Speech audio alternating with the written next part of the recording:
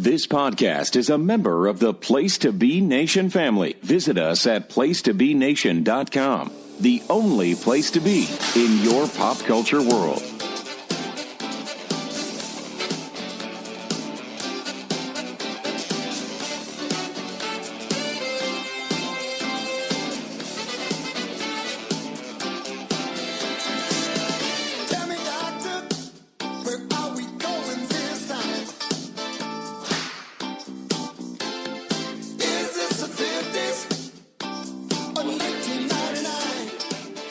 It's time for Place to Be Nation's Year in Pop. Each episode, we go back in time to a year in the past and take a trip down memory lane and see what was going on in the worlds of news, sports, and pop culture with your hosts, Andy Atherton and Scott Criscuolo.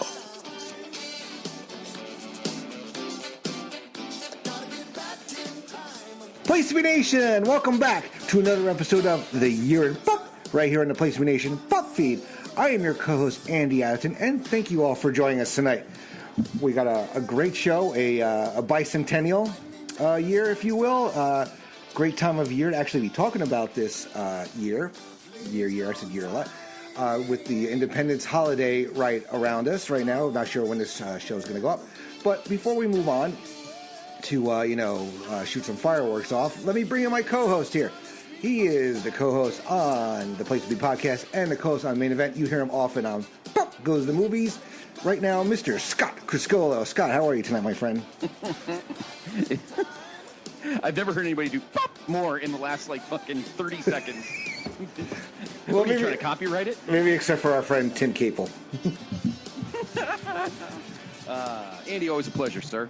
And welcome, everyone, to the newest the episode of The Year in Pop. As Mr. Atherton mentioned, we are in the bicentennial year of 1976. Mm-hmm. And I guess you could say, and we talked about this before we bring in our illustrious rest of our panel, I guess this is probably the last year we'll have, probably in the decade, where there's a lot of mediocrity and a lot of kind of bland, dull stuff. Music was TV was we will have a huge movie to talk about on the back end later on in the program. We do have a presidential election. Yes. For the first time since our first episode of 1972. Yes, this is actually our fifth episode. Can you believe it? 5 episodes. Oh my God, 5 episodes. Yeah. So hey, I'm still new around here. That's a milestone for me. Yeah, but since then you've done fucking 967 podcasts in 3 minutes. Yes, that's true. You've kind of I think you've done more podcasts than Chad Campbell at this point. But in any event, good to have you on, Andy. Mm-hmm. Why don't we bring in our established rest of our panel that has gotten us through this awesome decade? Let me bring in one of those gentlemen. He was my co-host on Extra Point and of course on Sports Evolution. He is a veteran of Place to Be Nation, and this will actually be a fun year for him for many reasons. Movies, sports, etc. Of course, it is the Doctor, Dr. G, George Ribellino. Do you have your Thurman Munson t-shirt on tonight? Big deal tonight, huh? I just want to wish you a happy Bobby Bonilla day today. Oh, fuck. Fuck you. You're 1.19 million. I wonder if him and Ricky Henderson were playing poker that night during the 99 playoffs. I wonder if he was putting 1.19 million in the middle of the fucking table. Fat shit. Anyway, Dr. G, always a pleasure. Andy, why don't you bring in our final illustrious, before I shut this guy up. Final illustrious guest. Yeah, we got to even up the Met Yankee fans here. Illustrious is a great word to describe this guy. He is a co-host of This Week in Sports, a quite often heard on the Place to Be podcast. When you guys do the big shows, you bring in the big guns. And a future guest actually will be on the next episode of Laughing Theater, Mr. John Arsenio D'Amato. Jay, how are you tonight, my friend? Wonderful. It's beautiful to be here. It's 1976. Let's get it on. Let's play that funky music. 3 white boys. You got to take a slow ride, though.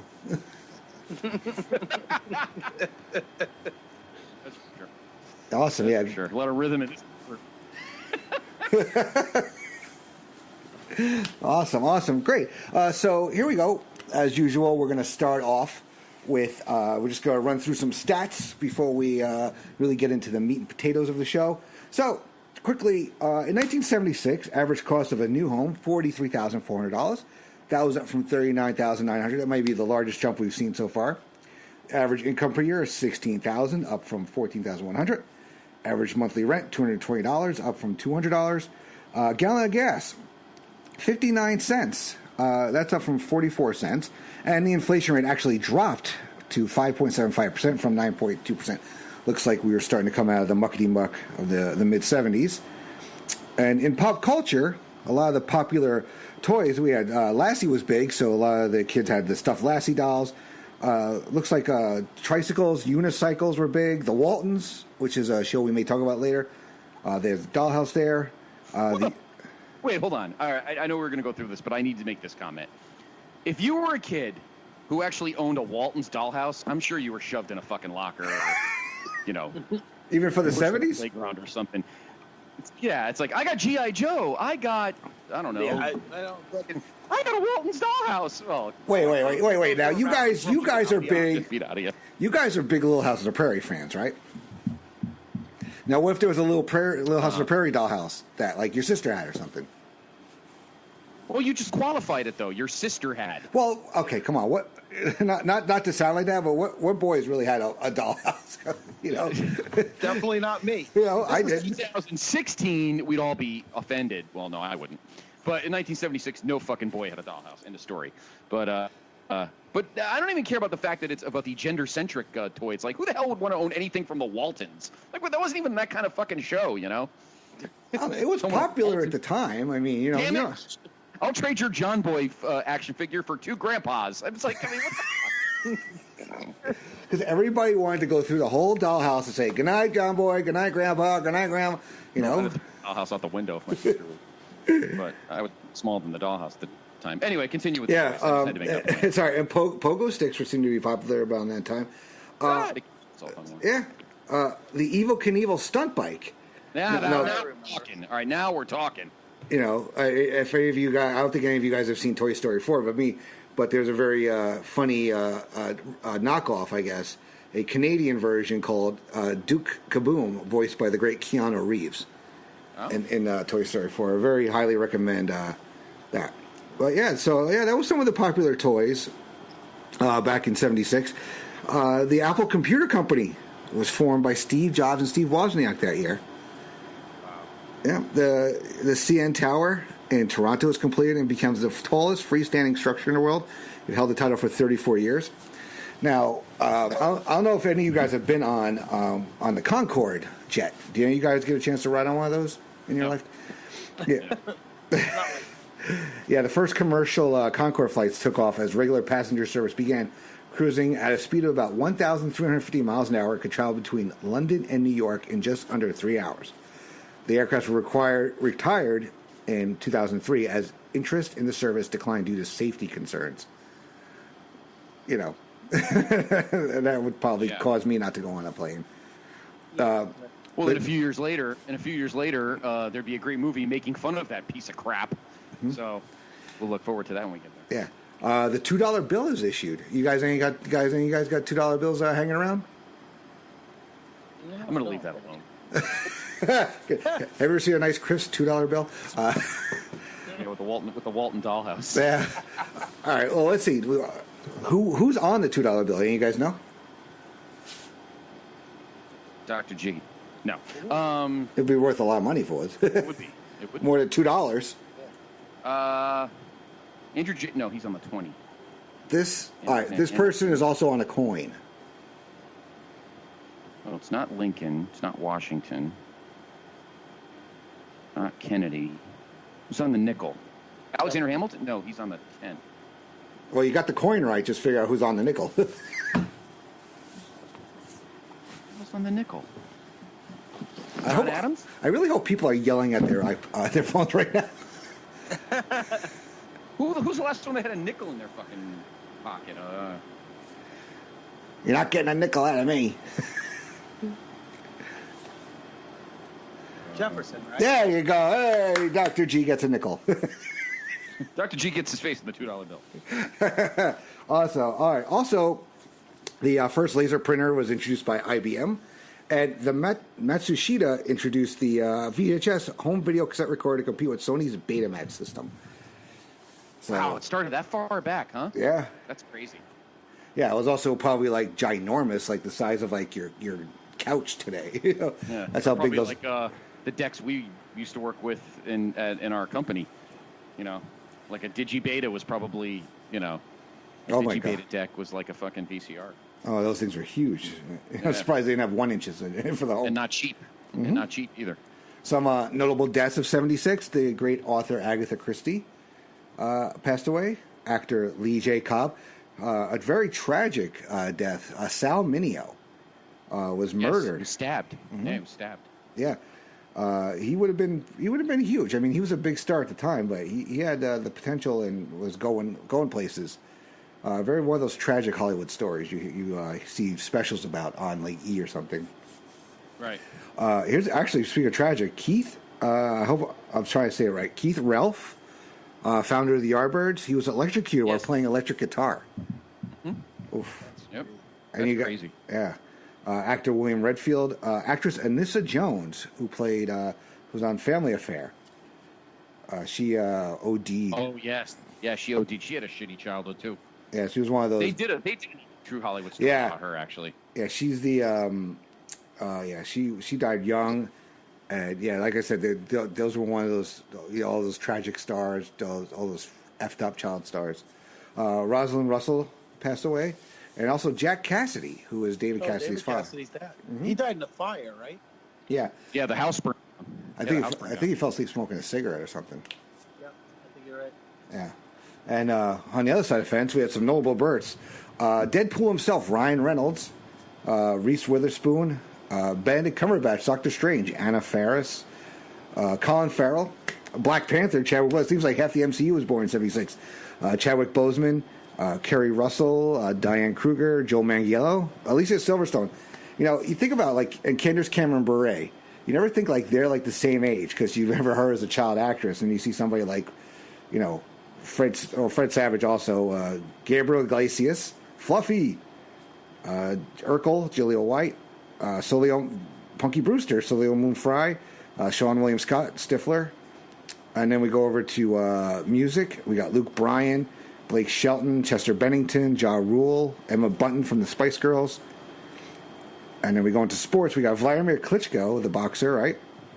Mm-hmm. And then we got Tim Duncan, the great San Antonio Spur. Peyton Manning, one of the greatest quarterbacks of all time. Pat Tillman, who the Arizona Cardinals safety, who left a successful NFL career and to go overseas and serve our country, who died protecting us. KG, Kevin Garnett, Chauncey Billups, the great tennis player Lindsay Davenport, Charles Woodson, who is actually one of my favorite analysts now in the NFL, Zach Johnson, the soccer player Ronaldo, and a guy who's played for all of our teams, all two of them, Alfonso Soriano, born in '76. All these people are younger than us. I know. Very much so. I know. It's so weird. And then in wrestling, we got the $1 Billion Princess, Stephanie McMahon, was born in '76. How old is Shane? I don't know if Shane is 2 years older. He was born, I think, in '74. Okay, must have missed him when I did my research. I think he's 2 years older. I thought Shane's closer to 50 now, isn't he? He's got to be. I thought they were both younger than us. He's 49. He was born in 1970. Oh, okay. I think they were both older than. Okay. So he's Triple H's age then. They're about the same age. Yeah, about the same age. Yeah, that's crazy. Wow. Bobby Lashley is so that makes all these people about 43. So Bobby Lashley's 43. Bobby Fish is 43. He's got to be a bit older than the rest of the guys over in Undisputed Era. Hiroshiro Tanahashi, Mr. Kennedy, Ken Kennedy, Nigel McGuinness, Matt Morgan, who was probably one of the biggest busts in WWE history, Maven Huffman of Tough Enough fame, and Jamie Noble. grade of what was he? He was the Young Dragons. Was his really Young Dragons, and he was the awesome hillbilly cruiserweight, and he was part of J&J security. What do you call it? Seth Rollins security. Yeah, Yep. J&J security. I loved that Mickey and Mallory type thing he did with Nadia, though. That was a lot of fun. Yes, that was good. All right, well, that's a good bulk of our pop culture. So, Mr. Criscuolo, I'm going to hand it over to you for sports. What happened? Where was going on in the diamond, the hardwood, the ice, the gridiron? What was going on in gridiron, sports? lots of glass and grass and goodness, everything. All right, let's begin with Major League Baseball. Your Hall of Fame inductees, 2 went in the Hall of Fame that year. Robin Roberts, former Philadelphia Philly, and Bob Lemon, who would be a Bob Lemon as a player, and of course he would be well known as a manager later in the decade. On the Veterans Committee, Roger Connor, Cal Hubbard, Freddie Lindstrom, and in the Negro Leagues Committee, Oscar Charleston. A big year for the Bronx in 1976. We'll get to the team in a minute, but after, well, let's see, it closed in 73. So Yankee Stadium turned 50 in 1973. And my dad and I used to tell me all the time, he used to go with my mom all the time in the 50s and into the 60s. But clearly by 73, the building needed a major makeover. So for the next 2 seasons, 74 and 75, the Yankees played at Shea while Yankee Stadium was being reworked. And on opening day, 1976, what we call the new Yankees, well, not the new Yankee Stadium, but the refurbished Yankee Stadium opened. Of course, gone was the big wood stone facade, and of course, the big blue letters would adorn the top. The frieze, otherwise known as the facade, would be cut down to just the behind home plate instead of around the whole ballpark because it opened up in the back. Dr. G, you've been to the ballpark after 76, of course. Do you think that a fan at that time liked the changes? My dad didn't mind it. What do you think? You've watched, film of the old stadium before pre. Do you think that those renovations? I think with some fans, it probably they kind of probably complained about it because it was different. But I think the one thing is the infrastructure was still the original stadium and it was on the original grounds. Whereas when the stadium was built, the new one opened in 2009, people complained because it wasn't on the same property. Right. Now the current stadium has more of the same kind of look as the old stadium in terms of the facade goes around the whole stadium. And, they tried to bring in some pieces of like the scoreboard and left field and all that. They tried to bring some of that stuff from the past. But I do think people probably complained at that time. Obviously, I don't know because I was so young, but I'm sure there were some people that complained about it. Isn't it crazy, Johnny, that our building was actually newer at one time? I'm sure Shea was nice and shiny. Shea was only, 12 years old at that point. The only problem was there was nobody in it, but we'll get more to that at that time in 76, but we'll get more to that down the line. So with the resurgence of the ballpark, of course, was the resurgence of the Yankees. And just 3 years after George Steinbrenner bought the team, the Yankees won the American League East. And then gained, obviously, great players. Guys like Thurman Munson, of course, emerged. Greg Nettles came in deals. Chris Chambliss, Roy White, of course. The big deal, of course, Catfish Hunter, what was that, a year earlier, I think, right? 75, became one of the first big-time free agents. He would leave Oakland and then, of course, sign with the Yankees. Lou Piniella, of course, Willie. Great team, of course. Chambliss hit the big home run off of Mark Littell in the ALCS to beat the Kansas City Royals, the first of 3 consecutive years. However, this year, the Big Red Machine, your defending world champions, would not be denied, and they swept the Yankees 4-0 in the World Series. Johnny Bench, Dave Concepcion, George Foster, Ken Griffey, Joe Morgan, Pete Rose, Tony Perez, et cetera, et cetera. That team was they were just a fucking powerhouse. Pete Rose won the Johnny Bench won the World Series MVP that year. It was also the first World Series, guys, to have the DH rule in effect. So, of course, for a long time, what would happen is in the AL ballparks, in other words, the 2 games at Yankee Stadium, there was a DH, and the 2 games at Riverfront, the pitcher hit. What do you think of that, John? Do you think that made any sense? Do you think they should have just done DHs in both, pitchers in both? What were your thoughts on that, splitting the World Series? Because we dealt with it, of course, later on in the about 10 years later. But what are your thoughts on that, where like they switched, the AL can have an extra hitter, but in the NL park you can't? Did that cripple the AL team? What were your thoughts on that? Yeah, the way it is now with whether it's the home or the away, it took a while for them to figure it out, but it definitely gave the American League an advantage. It definitely did. I mean, they got to have the extra hitters, and I mean, in the National League ballparks, of course, the where the American League pitcher just bunt. That's pretty much all they did each way. So, but I want to go back, Scott, about to describe, I'm sure everybody's seen the Chris Chambliss walk-off in the championship. What a scene that was when the fans rushed the field, and he had to fight his way and barrel people over to get to home plate. It was great. It was great. Crazy scene. Yeah. And now you notice ever since that, they always make sure now there's always police presence around. Ever since then. Around, there's so many of those clips of back then and earlier when there's big events where you see idiot fans on the field or people rushing the field. The guys walking up on Hank Aaron when he hits the home run. That's a famous clip.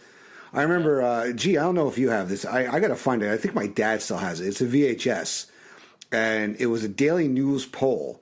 And it was they picked the 10 or 20 greatest moments in Yankee history voted by the readers.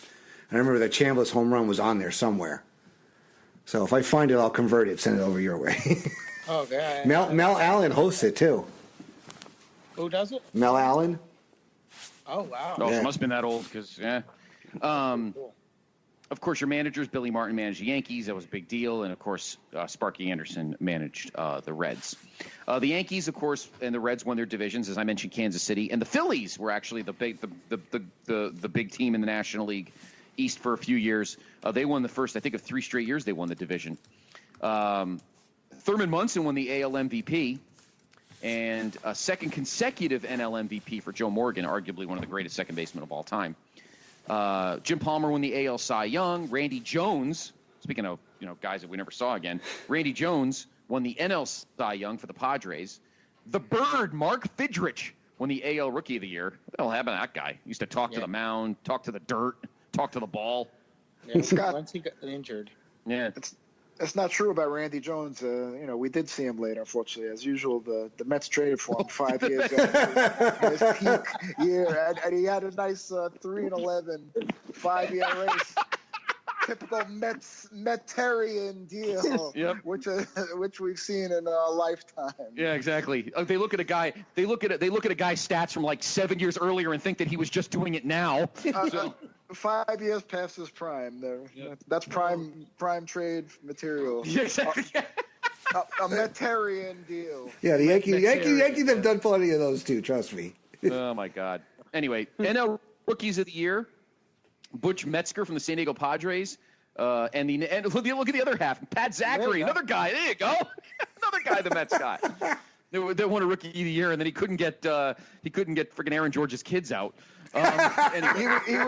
he was one of the 8 bums they got for Tom Seaver. For Tom Seaver. Oh, well, trust me, when we get to the 1977 year in Pop, we'll definitely go over the Midnight Massacre. Oh, you guys are gonna have lots to say, I'm sure. Oh, good grief. Also on that, in 1976, he would end up retiring, of course, at the end of the season. But Hank Aaron hit his 755th and final home run. And many believe that the record is still his, but that's another debate for another day. Again, we talked about Yankee Stadium being reopened. So that's pretty much Major League Baseball. The Yankees back on top after a 12-year absence, but they could not stop the Big Red Machine, and the Reds won the World Series.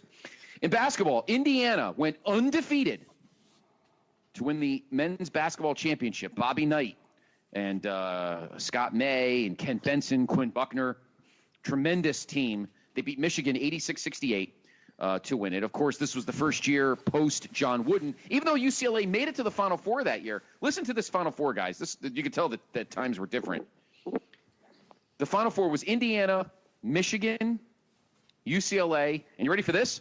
Rutgers. Ha! Like they'd make it now. They must have enjoyed it then. Rutgers made it to the Final Four in 76. Kent Benson, again, was the tournament player. And it took place, now, of course, now you think about this, guys. We talk about places where the Final Four is now, big domed football stadiums, NRG in Houston, AT&T where the Cowboys play, the Lucas Oil, like huge places. Well, back then it was at the old Spectrum in Philadelphia. Not be the last time. By the way, it would not be the last time Indiana would win a national championship at the Spectrum. When we get ahead 5 years, we'll talk about it again. The number one pick in the 76 NBA draft, John Lucas from Maryland, who would eventually play for Houston. He would, of course, more than his play, he would be a revolutionary in terms of trying to clean up the NBA's drug problems in the 80s because he had a drug problem. The number 6 pick, some other kind of picks out of the blue. The number 6 pick, Adrian Dantley, of course, Notre Dame Fighting Irish player. He was drafted by Buffalo. Of course, he'd more be known for playing for the Pistons in the late 80s. Robert Parrish was the 8th pick from Centenary, except, of course, he was, for you younger fans, he was not a Celtic to start. He was actually drafted by the Golden State Warriors. Alex English was picked in this draft from Milwaukee. Another future Celtic, Dennis Johnson, DJ, was drafted with the 29th pick out of Pepperdine to the Sonics, and that would be big for the Sonics in a few years. Of course, guys, the other big thing that happened in basketball in 76 was the end of the ABA. The ABA would be dispersed.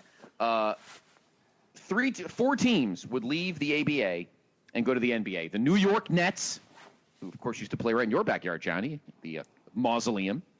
The Indiana Pacers, the San Antonio Spurs, and the I'm brain farting. Spurs, Pacers, Nets. Was it not the Jazz? Oh, crap. I got to look now. We don't have it on our notes here. I'll have to take a look. Who the heck was the other team? Oh, shoot me in the head. Let me think. The Nuggets? The Nuggets. Thank you. Denver Nuggets. Yes, the Nuggets, Pacers, Nets, and Spurs went to the NBA. The Kentucky Colonels and the Spirits of St. Louis, which, by the way, there's a great NBA ESPN 30 for 30 on the of course, young fans know the Spirit of St. Louis because John Cena wore their jersey when he was drafted in the WWE draft in 2005.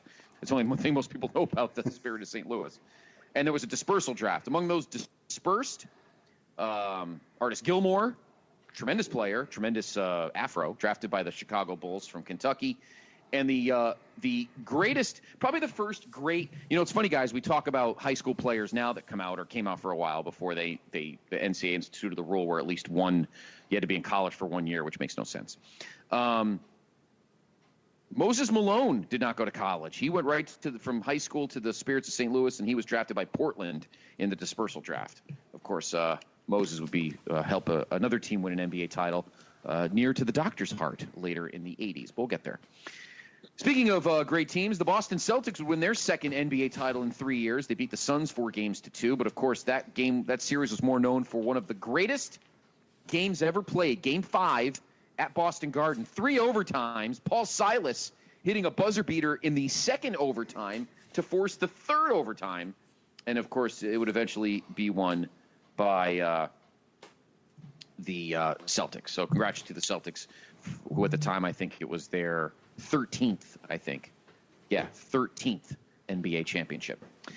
In the NFL draft that year, the first overall pick, Leroy Selman, tremendous player for Barry Switzer's Oklahoma Sooners, went number 1 to Tampa. Of course, it was the Bucs' first season in the league. Mike Haynes from Arizona State was picked 5th by the Patriots. Jackie Slater, arguably one of the greatest offensive linemen of all time, drafted 86th by the Rams. And gentlemen, the 105th overall pick from South Carolina State, actually one of my dad's favorite New York Football Giants players of all time, the classy Mr. Harry Carson, probably the first pick that would eventually become the Big Blue, what would eventually 10 years later become the Big Blue Wrecking Crew. You a Harry Carson guy, Dr. G? Oh yeah, you gotta love Harry, and finally got his due. What was it? 3 years ago? 4 years ago? When did he make it? When did he go in the Hall, John? 4 years ago? I think it was like 4 years ago. Yeah, something like that. I know he got a little bitter about it after a while, but he was finally happy. Should have got in earlier, but well, it's probably because his coked up teammate got in before him. But that's another story for another day. Anyway, so Harry Carson, and with the 117th pick, were you a Harry Carson guy, Johnny? Oh, sure. What year did he? What year did he go in the Hall? We were just at. What was it? Was it 3 years ago? No, I'm not sure the exact year, but he got in eventually. Yeah. No, he was one of my dad's favorites. My dad was all for the quiet, classy guy who put his 2006. Okay. Oh wow, a while ago. Okay. Wow, I thought it was more recent. Wow. Anybody that gets you a ring is okay with me. That's right. Yeah, that was some linebacking crew they had back. Oh God, you had LT and Carl Banks on the outside, Harry Carson, Gary Reasons on the inside. Oof. And they had, George Martin and Jim Burt and Leonard Marshall in front of them, and we'll get to that team about a decade of episodes. That's why I grew up loving the 3-4 defense. Absolutely. At the beginning of the year, to conclude the 1975 season, was Super Bowl 10, which took place at the Orange Bowl in Miami, and it was the first of what would be 3 matchups between 2 of the greatest franchises of all time, the Pittsburgh Steelers and the Dallas Cowboys. Cowboys led in that game 10-9 after 3 quarters, but 2 touchdowns, including a bomb to Lynn Swann that ended with Terry Bradshaw getting knocked on his ass and taken out of the game. But the Steelers won it 21-17. 1 year after the Cowboys, the Cowboys were the first wild card team to actually make it to the Super Bowl. The year before is the 74 season. They did not make the the 75 season. They did not make the playoffs. The 74 season, I'm sorry. 75 season, of course, they came as a wild card. That was the year of the Hail Mary, where they beat the Vikings in the divisional playoffs and then got to the Super Bowl, but lost to the better team, of course, the defending world champion Steelers. Lynn Swann was your MVP. Now, that was the 75 season, and the Super Bowl was in January of 76. The 76 season, your division winners in the NFC, Dallas won the East, Minnesota the Central, the Rams the West. Pretty much the same every year in the NFC. And the Redskins got the wild card. In the AFC, Baltimore won the East. Of course, the Steelers won the Central. Oakland won the West, and the Patriots actually got the wild card. Burt Jones was your MVP. Of course, he was the heir apparent to Johnny Unitas in Baltimore. Forrest Gregg won Coach of the Year for Cleveland. Your Rookies of the Year, Sammy White for Minnesota, and Mike Haynes, as we mentioned, for the Patriots. So, and of course, Tampa Bay and Seattle started as expansion teams. Of course, Tampa would go 0-14 and would lose their first 26 games. One of the greatest quotes of all time was from John McKay, the coach of the Bucs, when he was asked after a Bucs loss, how do you feel about the execution of your offense? And John McKay's answer was, I approve.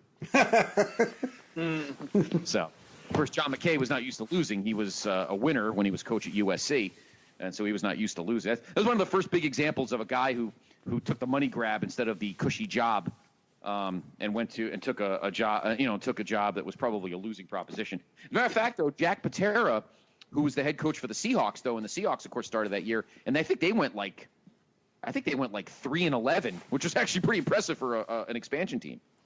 So, it was also the final draft to have 17 rounds, which is unwielding. It would go down to 12 starting in 77. In college football, Nebraska was ranked number 1 to start the year. In the big bowl games, Pittsburgh beat Georgia, Houston beat Maryland in the Cotton Bowl, Pitt won the Sugar Bowl. We'll talk about Pitt in a minute. USC beat Michigan in the Rose Bowl. Ohio State beat Colorado in the Orange Bowl.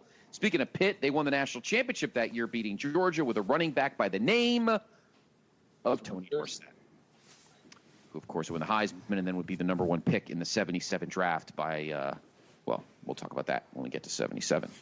In hockey, the Montreal Canadiens, those fucking pricks, won another Stanley Cup. The Flyers, and oh god, it was the fucking asshole Stanley Cup Finals here.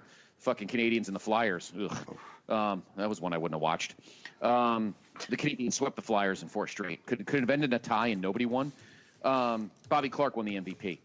In golf, Ray Floyd won the Masters, Jerry Pate won the U.S. Open, Johnny Miller won the British, and Dave Stockton won the PGA Championship.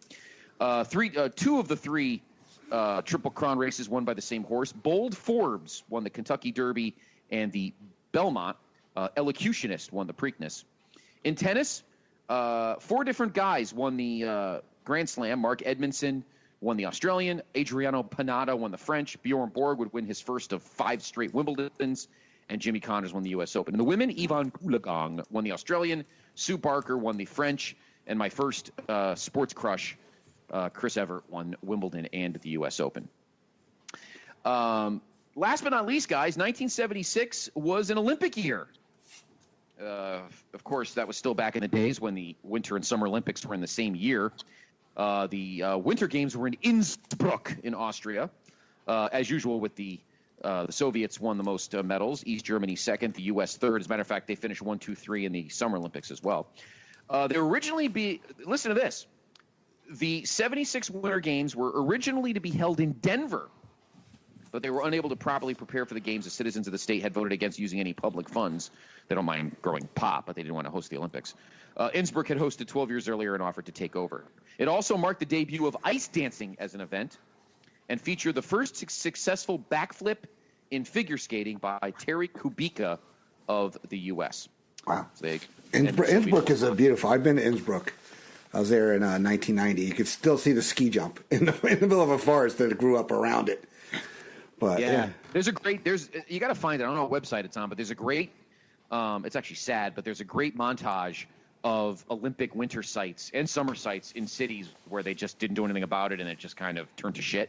Mm-hmm. And the big one is Sarajevo, which they use the Winter Olympic sites as military training for, because they were in the middle of their civil war. And so that's kind of sad. But the Summer Games, of course, were in Montreal. Montreal didn't make a ton of money. Of course, they built the Big O for it, as the Expos used to play in an outdoor stadium. Nadia Comaneci, she was the big athlete in '76. She won 3 gold medals with 7 perfect scores. She was only 14. Of course, she was coached by Bella Caroli, who would eventually coach the U.S. gymnastics team in the 90s. 32 black African nations boycotted the games in protest to continued sporting links between New Zealand and South Africa. Of course, South Africa was still in apartheid, heavily deep in it at the time. Of course, that was the year that Bruce Jenner had his great run in the decathlon. So overall, the Olympics were a success probably for TV, but Montreal made no money on it and ended up being a shit show for them, unfortunately. So there you go. There is 1976 in sports. The Yankees were back. The Steelers won again, and we had a Stanley Cup final that nobody with any right-thinking mind would care about. This goes out to the world, Yes, I know. So there might be others that root for those teams, Well, the one our friends at Police Nation that are Canadians fans know I love them. The ones that are Flyers fans know I don't, so that's fine. Anyway, so the views by Scott Criscuolo does not reflect the rest of the Year in Pop host and guests. Or PlaceToBeNation.com. We're between the sheets this week. All right, let's go to. We may have to future endeavor you. No, we got to re-sign him so he doesn't go to AEW. Yeah, exactly. And I'll wrestle a guy with a blow-up flamingo. Let's go now to the small screen of television, Mr. Atherton. What was the year like in TV? All right, so it was I think we're in the middle of a transition year. I mean, there were a lot of shows still hanging on. All in the Family, still number 1. And then we had Rich Man, Poor Man, Laverne and Shirley, Maude, The Bionic Woman, Phyllis, Sanford and Son, Rhoda, $6 Million Man, ABC, Monday Night Movie. That's your top 10. Then we had some other sitcoms in there: Happy Days, One Day at a Time, your show The Waltons, at 14, MASH, Starsky and Hutch. Oh, I love Starsky and Hutch. Some other shows we're going to talk about in a minute. Some new shows breaking in there in the top 30, but some shows that ended in '76. We had a couple of shows for kids that took a brief hiatus. They come back in '79, but Mr. Rogers' Neighborhood and Bill Cosby, Fat Albert and the Cosby Kids, those end their initial runs, but we will see them back in just a few years. Canon ends that year. The Rookies, The Dumplings, whatever that is. Harry O. I never heard of that show. Sarah. Me neither. Yeah, Marcus Welby. Harry O MD. was a cop show. Yeah, I think. I think so. Yeah, this sounds like a lot of those gritty '70s shows, like cop shows and stuff. We're starting to phase out a little bit. I think towards the end of the decade, where we started really going into like sitcoms, and I think the primetime soaps really started kicking up once we got to the '80s. I mean, Marcus Welby, Medical Center, Viva Valdez. Some of these were one-year wonders here. Gemini Man, and then a couple of Saturday morning shows, Land of the Lost, and Jabberjaw. Love Jabberjaw, although it was a Scooby-Doo ripoff, but still. A shark that talks like Curly from the Three Stooges, I'm on board. And premiere... Land of the Lost, though. Yeah, Marshall, Will, and Holly. You ever see Jay and Bob Strike Back? Yes. And Will Ferrell's character is named Marshall, Will, and Holly. Marshall, Will, and Holly. Yep. I love that. So, the shows that premiered in '76. So we have The Bionic Woman, which was, I believe, a spinoff, right? It was a spinoff of... a spinoff of the $6 Million Man. Mm-hmm. Yep. And Laverne and Shirley, another spinoff. Great show. Awesome show. Family. That was where I believe was it Meredith Baxter Burney got her start on that show. And Christy McNichol too. Yes, they were sisters. The Gong Show. Iconic Fucking show. God, what a great show. Just that, game shows were different then. People they look like they were. I contend that D'Amato is our Chuck Barris. I can easily see you hosting the Gong Show. I think you would have been a tremendous Gong Show host.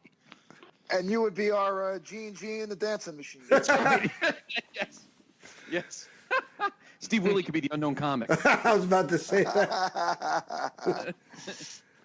Who was it? Was it Brett Summers? Was she the main? Who's the main the judges on there? Oh God. I'll have to look it up. Oh, what's her face? What was that one actress? Shit, I don't remember her name. I want to make a side note, and I want to vote. I want your guys' vote. I contend, and this is just, I'm a big fan of spin-offs. G and I have had this debate. I contend that I think The Jeffersons was a better show than All in the Family, but that's just me. I contend that I think Laverne and Shirley was a better show than Happy Days. That's just my opinion.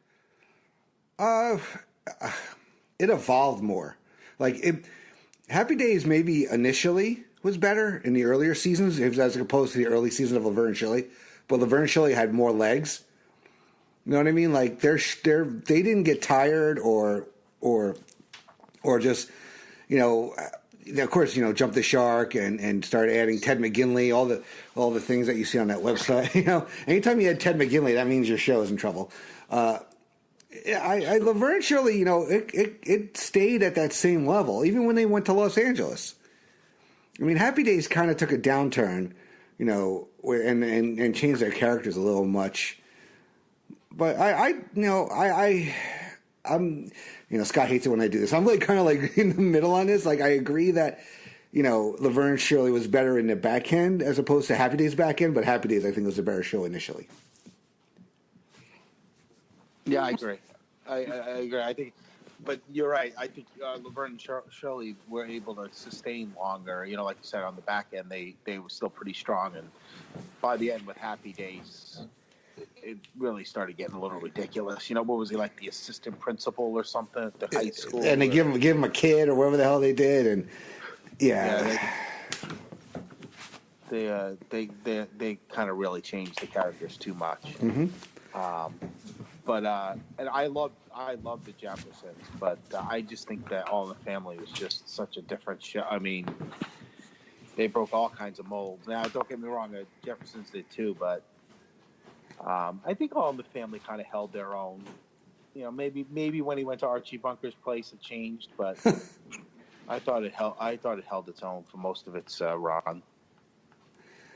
I think. Oh well, I think the Jeffersons was funnier, but One Day at a Time was probably a better show, so to speak. I can't find like who the big judges were on. Well, it was usually like Jamie Farr was usually. Jamie Farr was. I'm trying to think who that woman was. There was a woman who was always on. I can't think of her name. I thought it was Brett. Oh, J.P. Morgan. J.P. Morgan, that's right. Yeah, she was on. Like Phyllis Diller was always on. Mm-hmm.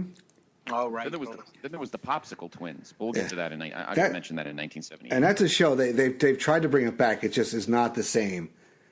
You just can't. No, they brought it back a couple of years ago. Yeah, with Mike Myers was the host. And no, it's not. Oh, the fake host. Chuck Barris.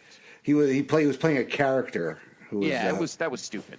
Yeah, it's like there's only one John D'Amato. There's only one Chuck Barris. That's what it comes down to. They broke the mold when they made him. They broke the mold when they made both those guys. I think. Yeah, Scott, you're like the Fanny Flagg of. Well, at least you didn't call him the Charles Nelson Riley who plays Imitation. Yeah, Charles. Yeah, right. Oh well, don't you know?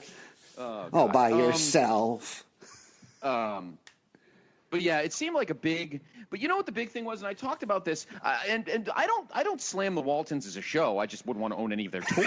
But I have nothing against the Waltons as a show, but I had said this in the previous episode of 75, and I want to echo it here. And G, you and I have talked about this often when we're watching TV. Not a knock on Norman Lear. Norman Lear is an icon. There's no doubt about it. But by 76, I think people were getting tired of having to watch shows where they're getting like beat over the head with lessons and social commentaries. The whole point of television is to go into an imaginary world and forget about reality. And I love Norman Lear to death, but after a while, these shows like, all right, enough. I get it. Abortion, I get it. Alcoholism, I get it. Racism, I get it. It sucks. We got to fix it. Can I watch the news for that? Do I have to watch TV and get slapped in the face with it all the time? That's why I think people liked. If you look at the shows that are at the top, all right, All in the Family was just fucking good. Like as much as the whole being lectured to death. And I feel like by the late 70s, it wasn't as – I don't know what you think, G, because you've been watching the shows all over the place. I feel like by the late 70s, it wasn't beating you over the head as much as it was in the early 70s. Do you agree with that as you watch the shows? The characters evolved, like yeah. When Mike and Gloria moved out and then they went to California and then there was just – and then, the storylines changed, yes. It wasn't as the social commentary as much as it was in the beginning, but I think things were getting a little the edge was taken off a little bit in the later 70s. Right. And then Laverne and Shirley, haha, funny. Maude was kind of social, but not really. Like nobody took her seriously. Bionic Woman, action show. Sanford and Son, straight up comedy. $6 Million Man, action show. I guess, look, like MASH is one of the greatest shows of all time, and it was only 15th. You know what I mean? Like, you would have thought it would have been higher. Another social commentary show. Welcome Back, Kotter, sadly, was 18th, and that was just hilarious. Isn't this crazy? 75, 76, and the Jeffersons was only 21st. That's crazy, right? And Good Times was 24th. Did they realize the writing was on the wall at that point? I don't know. But anyway, I just wanted to bring that up. Go ahead. Yeah. No, it's fine. Gong Show. And then another iconic game show, Family Feud, with I love it. So everybody says, I still like that show. We've had some interesting hosts over the years. Richard Dawson was awesome. Basically tonguing down every woman he was on the show. Even the ugly ones. I give him credit because he even fucking made out with some real uggos too. So I give him a lot, unless he was shit faced. And then Louis Anderson. I don't think he kissed as many of them. All right, here we go. 100 people surveyed. Top 5 answers on the board. Anybody got a sandwich? No one was better than JR's guy there. What was his name? Ray Combs? Ray Combs, yeah. That's JR. That's Justin's guy, Ray Combs. Steve Harvey's pretty funny. Family Feud was a great was a great game show. It really was. I think what makes the current Family Feud so great is Kenan Thompson's impersonation of Steve Harvey on Saturday Night Live. Because every time I put it on, I just think of him. All right, player, what's the score? Yeah. Also, a great show. I remember watching this more, though, when it was in syndication. What's Happening? That came out with, good old Raj, Rerun, and Dwayne. Awesome. I couldn't. Yeah. I wanted to slap Dee, though. I hated her. Mama scared me. Mama was great. Shirley scared me, and Dee was such a little... I'm not going to say it on here, but... Shirley did nothing for me. Shirley was awesome. But Ma was like, hey, Raj. Hey, Raj. But she'd have beat the shit out of Wheezy in the Celebrity Deathmatch? urban mom department. Yeah, exactly. In the African-American mom department. I think she'd have beat the shit out of Wheezy, but that's just me. I just remember the episode with the Dewey Brothers. What's happening? Yes, that was one of the greatest episodes. That episode's tremendous. Rerun got busted bootlegging the Doobie Brothers concert. He had like a big, he had a big tape recorder, and he was dancing so much, and the tape recorder fell out. And Rerun got arrested. The size of like a fucking shoebox. I don't know where Rerun was going to hide it. In his suspenders. Also, I don't know if you guys remember Clue Club. Kind of almost like a Scooby-Doo ripoff, but there were two dogs. There was Woofer and Whimper. Don't remember it. It was Alice. Oh, I love that show. It's a big Dr. G show right there, Alice. Yeah, kiss my grits. Kiss my grits. That was a spinoff, actually, of a movie. Yeah. A movie. Alice Doesn't Live Here Anymore with Ellen Burstyn. It's actually, which is funny because that wasn't a comedy. That was a serious movie. Yep. And Vic Tayback was in that. I don't think Polly Holiday was. I don't even think Beth Howland was either. But anyway, that show, I feel like that show doesn't get the respect that it deserves in that era of awesome sitcoms. I know CBS, other than All in the Family, CBS was not the biggest. Like it kind of faded after like Mary Tyler Moore left and all that. But I feel like, and then we, One Day at a Time was red hot. But I always felt like Alice never got the respect it deserved in the pantheon of great sitcoms. What do you think, John? I feel like it gets forgotten. Yeah, that it's because that's such a loaded year. There was a lot of shows in its last year, and a lot of ones in that first few years. But that year in '76 is loaded. Look up, it was on up 9 and down. seasons. Yeah, I mean, 9 seasons is pretty good for a show. It's crazy how, and we're in an interesting time for shows too, Andy, because when we're talking about, shows that crossed over into the next decade, that's a big deal because society changed. Yeah. From the 70s into the 80s. So, but Alice was just such a great show. Another show that you can't find anywhere. Like I can't even find it on YouTube or it's not on any streaming. And I looked up the DVD series. Forget it. It's like fucking. I think it might be on Antenna TV. That first of all, that's a hard station to find. We actually have it on right now. It's cable, Scott, at work. Yes, we do. But it's only SD. Because none of the shows that airs ever were way before HD even came around. So it might be on there if it's anywhere. Yeah, I think also, you're right. Get TV. I don't know if you guys Get TV also has a lot of good old shows. Yeah, I don't get that either. One TV or whatever is that what you watch? What was the theme song? It was early to bed, early to rise. She was on something in the last few years where she was funny. What did Mel call what's her face? What was she? Dingy. The Dingy. Pick up Dingy. A lot of people Dingy. Anyway, and that was what's her name's brother. Yes. Your girl there. Mackenzie Phillips. No, the other one. Oh. Nancy McKeon's brother. Oh, that's right. Philip McKeon. Was Tommy, the other McKeon, before she even came out. She was on like after school specials and shit like that. Yeah. She was they run on Logo TV. Try to be mature about it, guys. They're part of my client CBS, so I have to stay mature. Yeah, tune in to be secure with yourself. Yes. All right, next. So, speaking of secure, now, so this is a show that I remember as a kid watching 7:30, Channel 2 every night because it was syndicated, and it was The Muppet Show. To this day, one of my favorites. I have a full collection of Muppet figures. One of the, even though it's a little longer in the tooth, and I hope they never get rid of it. But one of my favorite attractions at Disney Hollywood Studios down in Orlando is Muppet Vision 4D. If you grew up watching The Muppet Show, I highly suggest you go through that more than once because there are so many sight gags in the queue line alone. There's like a key under the mat. There's you look up and there's like a Jello a net, and it's got nothing but Jello in it. And what is it? It's a net full of Jello. There's like all kinds of jokes in there. There's all these screens, and the pre-show is great. And you go and you see a 4D movie, not really 4D, but you have the Penguin Orchestra, Statler and Waldorf are in their balcony seat.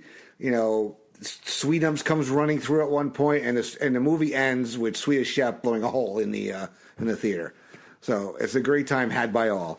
But it was my favorite show, Fozzie Bear. I grew up like wanting to be Fozzie Bear, like to be a comedian like him. What do you guys, George? What about who's one of your favorite Muppets? I'm not a big Muppets person. No, Dad wouldn't allow Muppets in the house. That's not true. That was I had Fozzie. I actually had Fozzie and Kermit. That's so you, Fozzie. So you. I definitely had Fozzie. I had a Fozzie and a Kermit. I guess if I had to pick one, it'd be Kermit. But. Yeah. My brother loved Dr. Teeth. Oh. And the what the hell was the name of the band? Dr. Teeth and the Electric Mayhem. The Electric Man, that's right. With the blind, with the fucking doped out bassist and of course Animal, the drummer. You had Animal, Zoot, Floyd, Janice. All those sketches. We had Veterinarian's Hospital, Pigs in Space. Loved and always had the fun guest hosts on there too. That was I don't know what was cooler back then, guest hosting on Saturday Night Live or guest hosting on the Muppet Show. I know, right? Because the Muppet Show is probably just fun. A lot of them did both. Yeah. And then another show that I only knew because of where I worked, because we aired it for a while, Baba Black Sheep, which was a World War II drama. Yes, my dad loved that show. I never watched that. Yeah, and then we had Charlie's Angels started that year. Tremendous. I think that was Farrah Fawcett only on for 1 year? Yes. Really bad advice from her then husband, Lee Majors. I think he told her to hold out for more money, and they basically said, "See ya, and we'll replace you with Cheryl Ladd." Kind of the same thing that Suzanne Summers' dumbass husband did for Three's Company. Yeah, they kept her around. They had her visiting her grandmother for a while, and she was only appearing. Yeah, and then she was only on the phone. Yes. Well, they kept her away from the other characters. Yeah. They didn't get along after she left. Yeah, and then we also had Jacqueline Smith. Oh, and then you had what was the other one? Kate Jackson, the smart one. This Farrah, especially the first season, Farrah Fawcett. This might be the year that I first cranked one out. Thanks to Farrah Fawcett. The first of many. Unfortunately, there wasn't any social media or Facebook to document it. For an event. Hey, I just cranked my first one out. May 1st, 1976. Hashtag cranked one out. You had that famous Farrah poster on Johnny's wall. He bought many of them because he bought more than one because it could be a mess. Oh God, we've gone off the rails. So we need Jack Klugman and Quincy M.E. to get us back on. Oh God! If anybody, John, if you tell me the second one was Jack Klugman, I'm hanging up. But My dad loved Quincy. Oh, my That was dad. his That was favorite my show. dad's one of my dad's favorite shows, Quincy. He loved Quincy. I thought to myself, though, speaking of women, though, in all seriousness, I always said to myself, Quincy, like, Jack Klugman must have been like, I'm making Quincy a player. He's going to hang out with hot women. And I'm sure, like, didn't the producers go, Jack, look at you. You're the ugly one in the Odd Couple. Yeah, but I want hot women on my fucking show, goddammit. So, like, Quincy would have all these, like, Quincy was, what, fucking 60 or something? And if he was younger than that, boy, did he have a shitty life. And then all of a sudden, all these, like, hot women are hanging out with him on his houseboat. I'm like, Dad, I used to tell my father, I'm like, Dad, this is not realistic. He's like, what do you mean? It's Jack fucking Klugman, and he's got, like, fucking Farrah Fawcett in his houseboat or whatever. Like, give me a break. Seriously, dude. Yeah. Get over yourself. And then, but anyway, great scene on the left. It just made no sense. It's Jack fucking Klugman. Not exactly Tom Selleck. I mean, Jesus. You just want Farrah Fawcett on your boat. Well, who doesn't? She was on John? She was at a lot of places for John. The CPO Sharkey started that year, as well as the McLean Stevenson show. What an idiot. Yeah, talking about another idiot. There's a section full of idiots that thought they were bigger than they were. And then to make it worse, told him to kill him off, so he couldn't even come back to MASH. Yep. Shit. Mm-hmm. And then Saturday mornings, we were watching the Tom and Jerry Grape Ape Mumbly show. Now, Grape Ape was a fun show. Mumbly, as opposed to Muttley, they were basically the same. They were basically the same dog. Muttley was from, I believe Muttley was from Dick Dastardly, and Mumbly was the Red Baron. Like, right. Yeah. So, but basically the same thing. Jabberjaw. Talked about earlier. Scooby Doo and Dynamite. That fucking show Jabberjaw. I swear to God.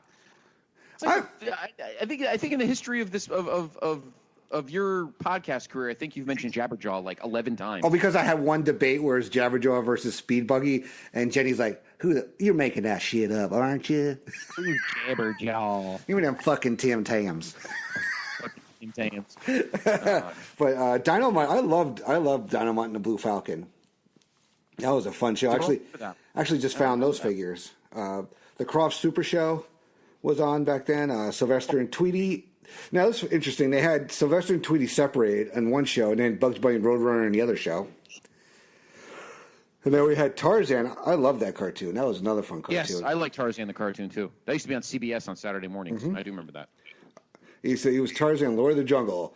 And this is, I protect the animals who live here, whatever the fuck his spiel was at the beginning. Yeah, it was good, though. Good show. And we had Woody Woodpecker was big. Then I remember I still to this day will quote Woody Woodpecker cartoon all the time. Whenever there's like something like a series of unfortunate events that happen, I always tell somebody, well, if Woody had gone straight to the police, this would never have happened. I don't know if you guys remember that episode where Woody something happens and Woody has the opportunity to go to the police, and then he doesn't, and then all these bad things start happening, and every time one bad thing happens, you hear the narrator. If Woody had gone straight to the police, this would never have happened. So it's fairly, I kind of. On anymore. No, it's hard to find. I mean, it's not as hard to find as like Heckle and Jekyll, but Woody Woodpecker's not.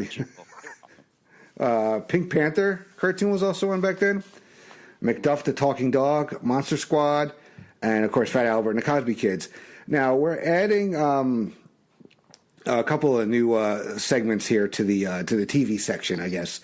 So in the Primetime Emmy Awards that took place on May 17th of that year, these were shows from the the 75-76 season. The Outstanding Comedy Series was Mary Tyler Moore. Outstanding Drama Series was Police Story. And now I don't think this was this what Saturday Night Live was called? Was it called NBC Saturday Night at first? I'm not sure, but that was the Outstanding Comedy or Variety Music Series. You know what? I believe it was. Okay. So amazing. Won an Emmy the first year, if that is true. Well, Scott's looking it up. The Outstanding Lead Actor in a Comedy was Jack Albertson from Chico and the Man. Mary Tyler Moore won for the Mary Tyler Moore Show for Lead Actress in a Comedy Series. The Lead Actor in a Drama Series was Peter Falk for Columbo. Lead Actress in a Drama Series was from the Waltons, Michael Learned. And then we had your... Yes, it was. Okay. First 3 years of its existence, 75 through 77, it was called NBC Saturday Night. Well, when I looked it up earlier, they were only one of 2 nominees here. Oh, there you go. So, didn't have that hard thing to win that. And then also the great Ted Knight won for Best Supporting Actor in a Comedy Series. The Mary Tyler Moore Show had a very good year that year. Betty White also won for Best Supporting Actress. Anthony Zerbe for the show we didn't really know much about, Harry O, won for Best Supporting Actor in a Drama. And Ellen Corby from the Waltons won Best Supporting Actress in a Drama Series. That's Grandma. Yeah. Also that year on TV, February 2nd, Jackie Gleason, Audrey Meadows, and Art Carney reunited in the ABC special The Honeymooners, The Second Honeymoon. Was that the one in color that they showed? Or was that a separate thing? I'm trying to remember that one. I remember that. I think I don't remember that either. Yeah. Yeah, it wasn't much. Yeah, it was the first time you saw The Honeymooners in color. That was kind of like the big deal about it. Yeah, how many episodes were the original Honeymooners? Anybody know that bit of trivia? 39. There you go. Not a lot. Yeah, 39. Mr. D'Amato was on the money right there. Yeah. February 29th, I guess, 76 was a leap year. The Sound of Music is televised for the first time. Nice. And then... My sister's favorite. Was that the year of the first lethal leap year? Or? Took a while, but you guys came in. That's good. And then Showtime, the pay channel, debuted only on one cable system in Dublin, California. They expand nationally 2 years later. Interesting. And for all of us should... I kind of remember this, but barely. I just remember their end page, I guess, was on September 6th, a local station here in New York, WOR, replaces normal programming for 5 exclusive nights of British television show from Tim's Television. I remember I think it was the Parliament. Yeah. Yep. Yeah, I got actually some have Benny Hill action. That's right, Benny Hill. And on my, I love the little ball guy that used to smack on the top of his head. And on my shelf here in Studio B is a great Tim's Television. It was a kids sci-fi show called The Tomorrow People. Remember I used to talk to you about that, Andy, because Amy used to have a great set. I actually had to buy the Region 2 set. But that was a big Tim's Television show. I bet you that was on OR at some point in 76 because that show started a couple years earlier. I wonder why they did that. New Yorkers watching British TV? I just can't see that. But. I don't know. Maybe it was so much competition they wanted to be something different. Maybe. Well, what was the Mets record in '76? Maybe they wanted to watch. Maybe you wanted to watch British television. Well, you know what's funny is Johnny. You might remember this, and it wasn't that long ago. It was probably in the '90s. LIW over Channel 22, I think, on Long Island was showing British shows a lot too. Yeah. Yeah, like Are You Being Served? I think was on there, and also that show that took place in Monty Python. Yeah, and there was a show that took place in World War II that my buddy used to make me watch. It was pretty funny. I'm trying to remember the name of it, but it escapes me at the moment. And also, we're going to also another thing. We're going to do a little Saturday Night Live talk because Saturday Night Live was a good, as we talked about last time. It was a kind of like it shows a sign of the times. You know, who was popular, what was cool, what was hip, what was trendy. So, some SNL notes from this season. The Blues Brothers made their first appearance in January of that year in their Killer Bees costumes, although this wasn't wasn't really a proper appearance as the Blues Brothers yet. That happens in 78. This I remember seeing. I remember seeing it live, but I remember this was a clip on the, I think it was the 15th anniversary special.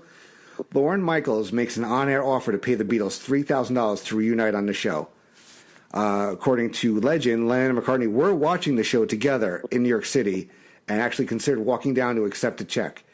He raised the offer to $3,200 on May 22nd, still nothing. And then I believe it was maybe, I don't remember where this falls in the timeline, but George Harrison did appear to collect, and it was rebuffed since he was the only one that showed up. So I remember it was Lorne Michaels. He has the check in his hand. He's like, that's right, $3,000. All you need to do is sing 3 Beatles tunes. She Loves You, yeah, yeah, yeah. There's $1,000 right there.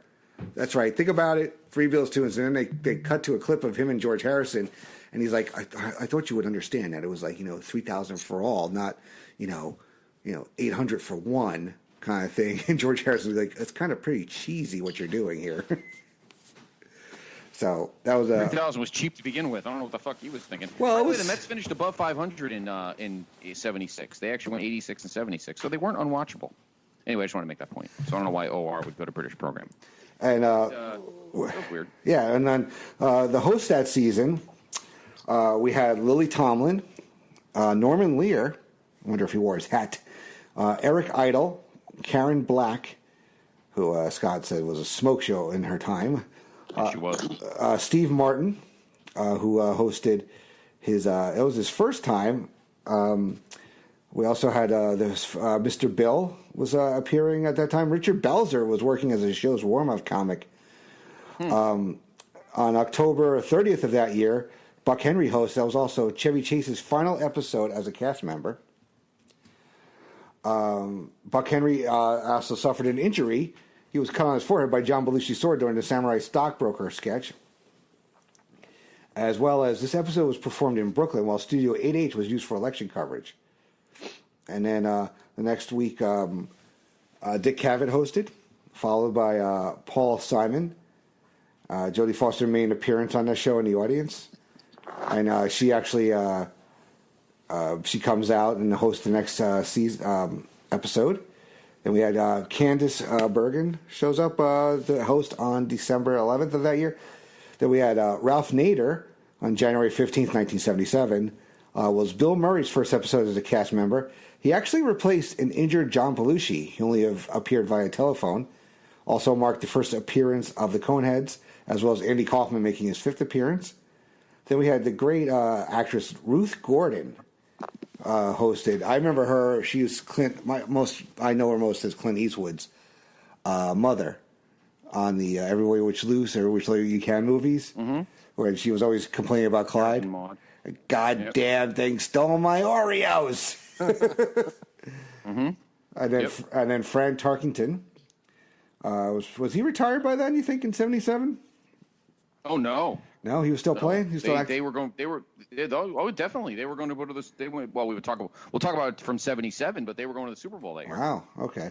No, he was definitely still playing. And then Steve Martin appears again. Sissy Spacek hosts on March 12th. Broderick Crawford shows up there, and then the last episode. It was the last episode of Scott, of NBC Saturday Night. They changed the to Saturday Night Live after that. Jack Burns hosted. Julian Bond, I don't remember who that was. Elliot Gould hosts on April 16th, and that's the first appearance of Nick the Lounge Singer, performed by the great Bill Murray. Then Eric Idle shows up again on April 22nd. Shelley Duvall on May 14th. And then Buck Henry hosts the season finale with Chevy Chase made a cameo appearance as the Land Shark. I love the Land Shark. He would show up, Candygram. You're that clever shark. I'm only a dolphin, ma'am. Okay. So Julian Bond actually. This was until later in the '90s, but Julian Bond was at one point he was the head of the NAACP. But in the '70s, he was just a state senator a senator from Georgia. So I don't know what the fuck he would host. But they really were hurting for hosts back then, huh? Yeah, well, I think it was because it was the second season. Nobody really knew what it was yet. Nobody knew, it wasn't, promotional vehicles. Maybe people they didn't think it was, they maybe looked down on it, didn't want to appear on it. So it wasn't the hip thing that it is now, where it's like, oh, God, I'm hosting SNL. I'm hosting SNL for the 18th time. Oh, my God. Kind of thing. So we're going to put a pin in SNL. We're going to hear a little bit more about SNL later in the show when we come back. But great first segment, guys. Fun year in sports, TV, and some pop culture. But when we come back, we're going to dive into the world of the news, music, and movies of 1976. So, with Scott Criscuolo, Arsenio D'Amato, and George Ribellino, I'm Andy Atherton. We'll be right back after these messages. Because... Promotional consideration paid for by the following. Place to Be Nations, JT Rosero and Chad Campbell here. We want to let you know that we have over 24 podcasts available on iTunes, Stitcher, Google Play, and PlaceToBeNation.com. We now offer them to you on two great feeds.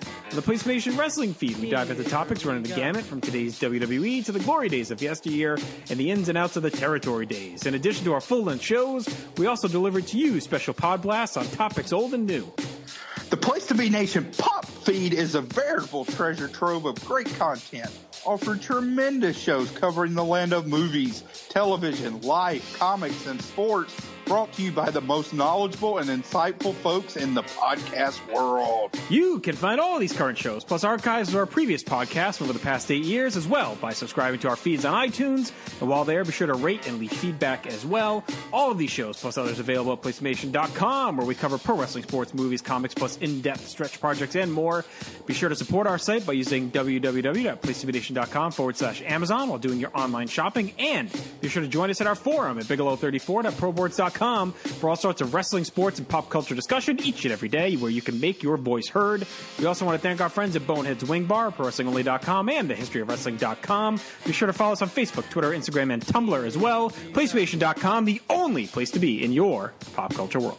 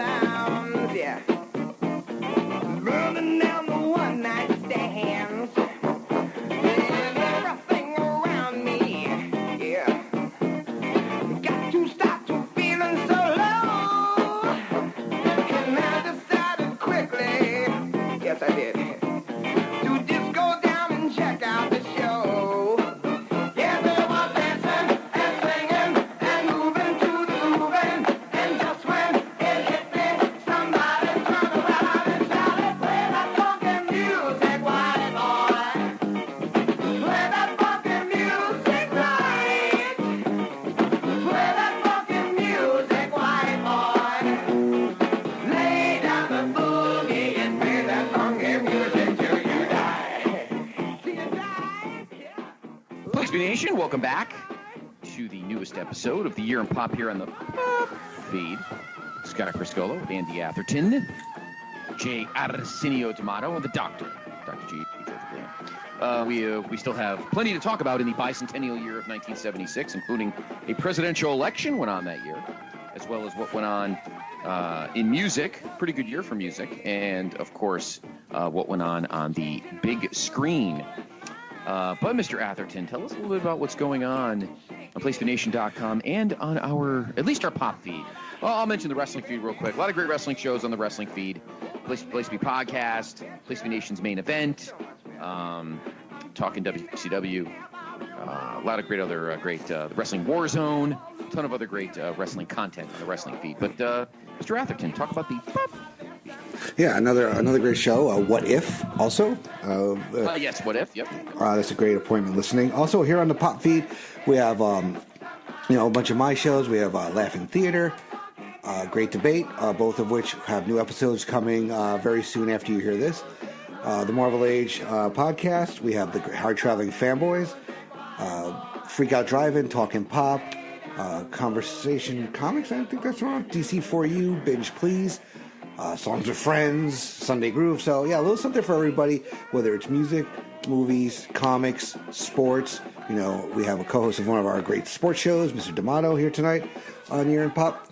But the big thing going on at Place to Be Nation right now is our greatest song of the 80s tournament reboot. We are fast and furious. We are in probably we're still in the first quarter of the first round. We have 8 regions, if you will, with 64 songs per region. We started on June 23rd, so we are getting to the close of our second region, which is the Rio region.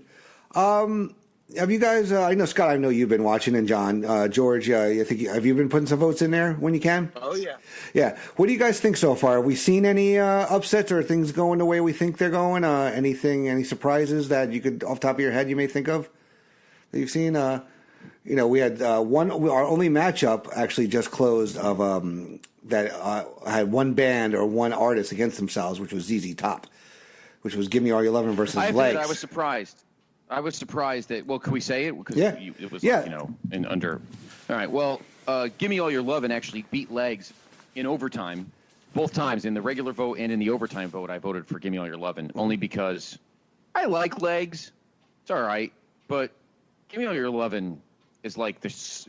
That was like the song that got them, that fired them up for the decade, and that was the first video with the first, look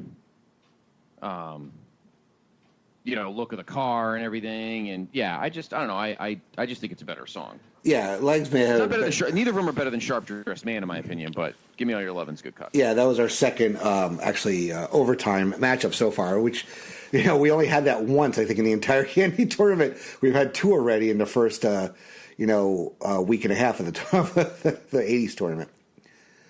John, anything surprise you? Disappointments or, Yeah, a couple of rough draws. I disappointed Corey Hart's Sunglasses at Night got Annie Lennox out. That was a rough one. That was a heartbreaker right there. Yeah. A couple of songs I thought would go further, like Voices Carry. I thought that would go past Don't Worry, Be Happy. What was the other one?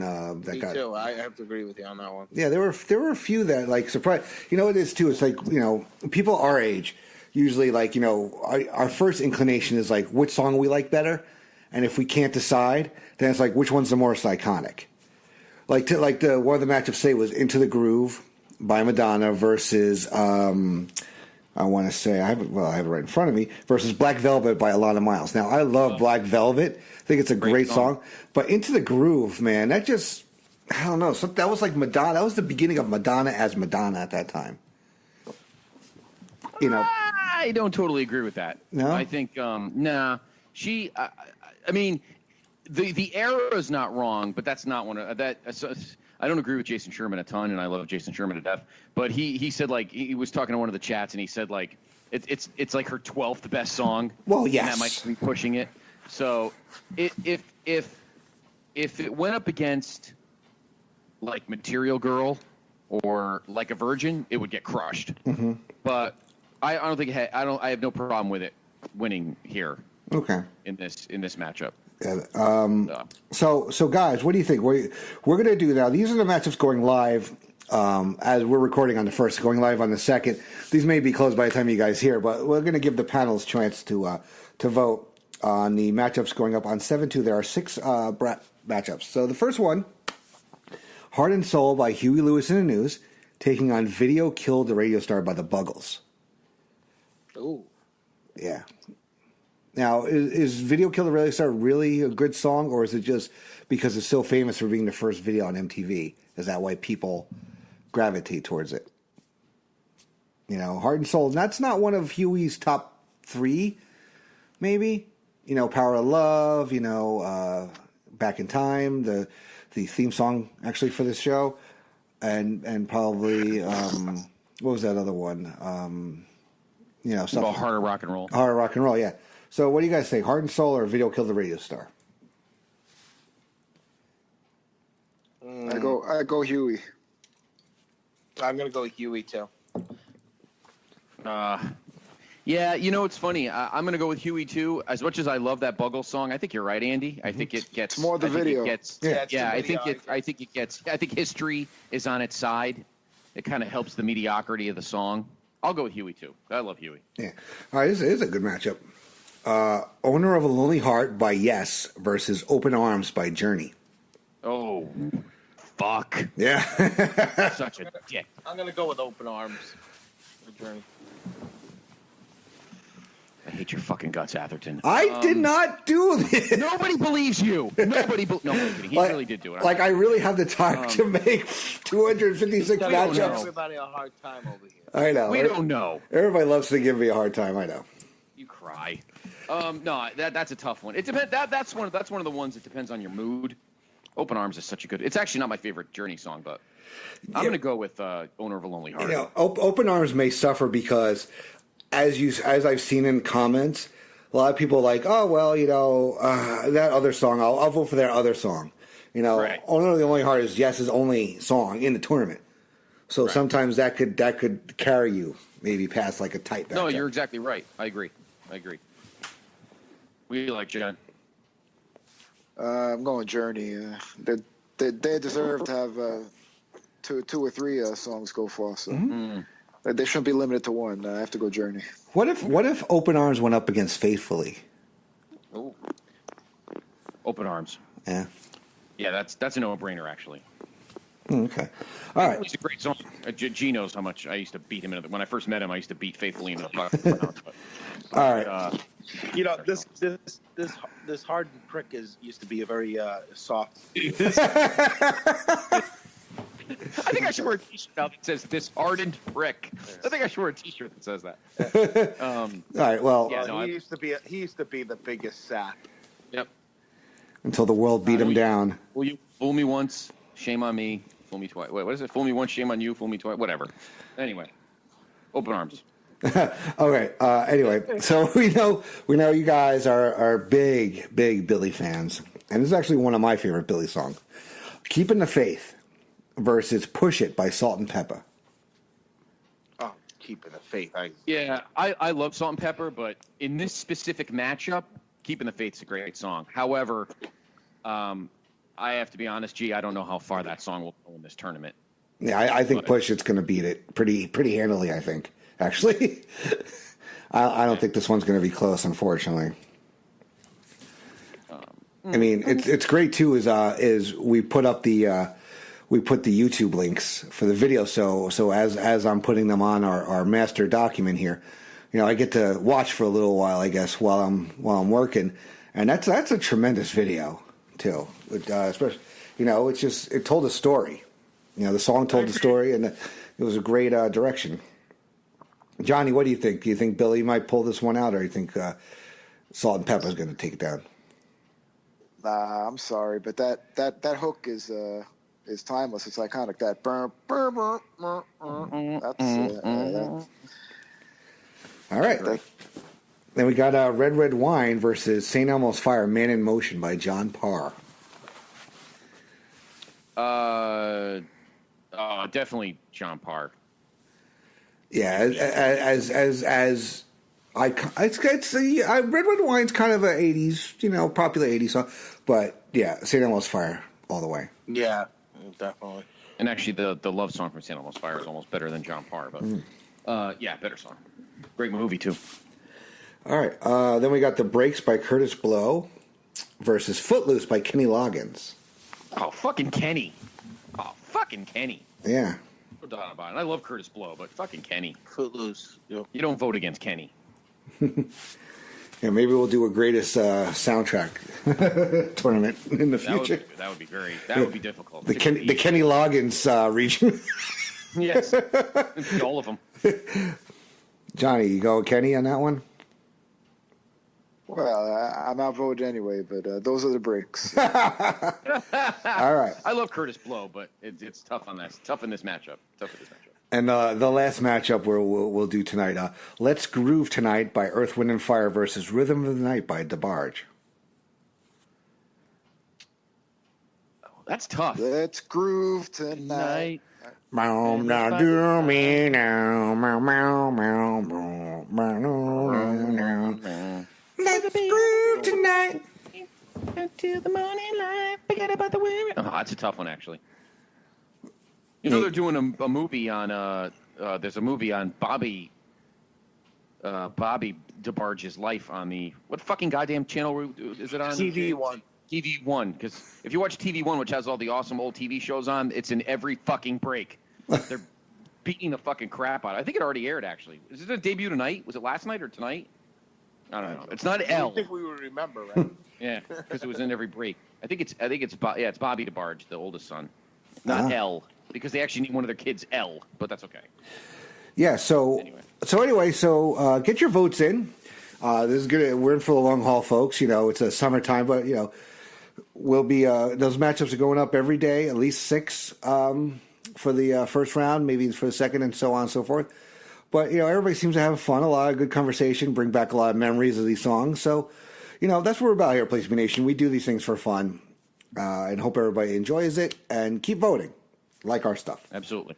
and download our podcasts. So we're going to move on to the news of 1976. So we had down in Argentina, a military coup took down Isabel Perón. She was deposed as the president of that country. As Scott mentioned earlier, we had Jimmy Carter elected president, defeating incumbent Gerald Ford in a very close election. Carter won just 50.1% of the popular vote and 297 electoral college votes. So, Gerald Ford was the only person to hold vice president and president without ever being elected to either position. And if you know the history of Gerald Ford, he didn't even want to be either of them. I read a great biography years ago of Gerald Ford, and all he ever wanted to be was Speaker of the House. That was his dream. He didn't want to be vice president. He had to be vice president because Spiro Agnew went in the clink, and he became president because the president almost went in the clink. So Gerald Ford, I think, was a good man. I know that Chevy Chase used to do the jokes about him tripping and falling over shit and everything, but I think, again, none of us were when we were all babies at this point, but I mean, obviously at that time in '76 in our country, obviously change was due. So I think whoever the Democratic candidate was probably going to get a leg up. I wouldn't say they would have won, but Jimmy Carter was a fresh-faced, outsider who was the governor of Georgia, and he won the nomination. I think I don't know who was in the nominations, but of course the big challenge that Gerald Ford got in the Republican primaries was a gentleman that took 4 years off, or took a couple years off after he was after his term as governor of California ended. We are, of course, talking about former actor Ronald Reagan, who gave Gerald Ford a pretty good run for his money in the '76 Republican primaries. But of course, in fact, I don't think when the Republican convention was coming around, I don't think the pick was I think it was still in doubt. But Reagan stepped down, Ford got the nomination, and who knows what would have happened if Reagan had won 4 years earlier than he did. But Carter defeated Jerry Brown and George Wallace, amongst others, in the primaries. Right. Yeah, Jerry Brown, of course. Jerry Brown actually became governor of California after Ronald Reagan. Mm-hmm. And but I think, and we won't get into it every year of his presidency, but we'll get to it when we get to the next election in 1980. But probably at the time, Jimmy Carter was a guy that the country probably wanted somebody new, somebody different. I don't think it had anything to do with the party per se, like one over the other, but I think just Nixon's face next to the word Republican was probably not great at the time. So I think the country at the time just wanted something different. And at the time, Jimmy Carter was different. He was, again, an outsider. It was probably the last time that the Democrats controlled the South. That changed by the 80s. So anyway, it was an interesting time in our history, but we had but I think Gerald Ford gets disrespected a lot for being like a putz and an idiot, and he really wasn't. He was in a job he didn't want. He kind of made a choice. So but in any event, I didn't realize that the race was that close. I don't remember that Carter only got 50.1% of the vote. So much closer race than I thought. Mm-hmm. And he only finished with 27 more electoral votes, which is a state at this point, Mm-hmm. So anyway. Yeah, and also that year, NASA unveiled its first space shuttle, the Enterprise, although it was only a prototype to contest test flights. Also, the space program was really coming to its own. Landing vehicles from the U.S. spacecraft Viking 1 and Viking 2 set down safely on Mars. They conducted scientific experiments and took photos, including testing the atmosphere, soil, and they tested soil and looking for signs of life on the planet. The Viking 1 lander remained operational until November of 1982 when contact was lost with by NASA. Something we'll probably get into a little more next year.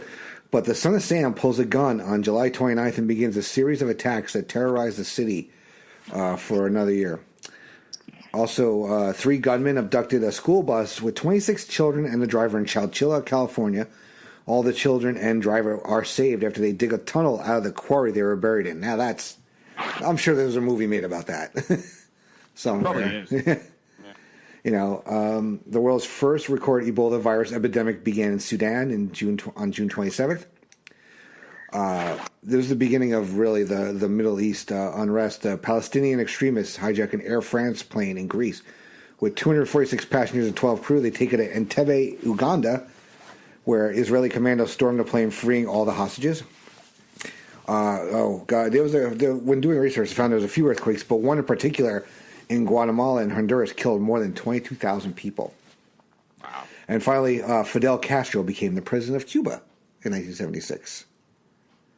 So that's going to conclude your news. And Scott, what were we listening to in 1976 in terms of music? Well, 1976 was actually a very diverse year in music. And it was probably the last year where music, over the next few years throughout the end of the decade of the 70s, starting with our next episode, 1977, you see some big-time heavyweights. But 76 was an interesting year for music as well. Here were your top 20. I'll go from 20 up. At number 20, Boogie Fever by the Silvers. I got to tell you, most of these songs I had on 45. Not mine, obviously. Number 19, Misty Blue by Dorothy Moore. Number 18, a song that was revitalized multiple times over the next 40 years, Bohemian Rhapsody by Queen. This was, of course, its initial release, and then, of course, it was re-released in 1992 when Wayne's World came out. And, of course, it was a big deal. It's been a big deal over the last, 6 to 8 months because of the movie. Mm-hmm. Number 17, More by the Andrea True Connection. Number 16, a yacht rock classic, Get Closer by Seals and Crofts. Number 15, Love Hangover by Diana Ross. Number 14, Fly Robin Fly by the Silver Connection. So you're getting a taste of disco, but not quite yet. Not quite yet. Number 13, this is a Dr. G favorite, I Write the Songs by Barry Manilow. Actually, one of Dr. G's and my dearest friends, God rest his soul. He was a big fan of that song. I remember he used to sing it in his fucking car. The only 17-year-old I knew that would actually sing Barry Manilow. Is that what you call singing? Well, no, it wasn't singing. It was more like killing birds, but anyway, he loved that song. I Write the Songs by Barry Manilow. Number 12, Afternoon Delight by the Starland Vocal Band, managed by a little-known Indianapolis weather guy by the name of David Letterman. Oh, I always think of PCU when I hear that. Yeah. One of my favorite songs by this band ever, Sarah Smile by Hall & Oates, named after Daryl Hall's girlfriend at the time. In your top 10, number 10, A Fifth of Beethoven by Walter.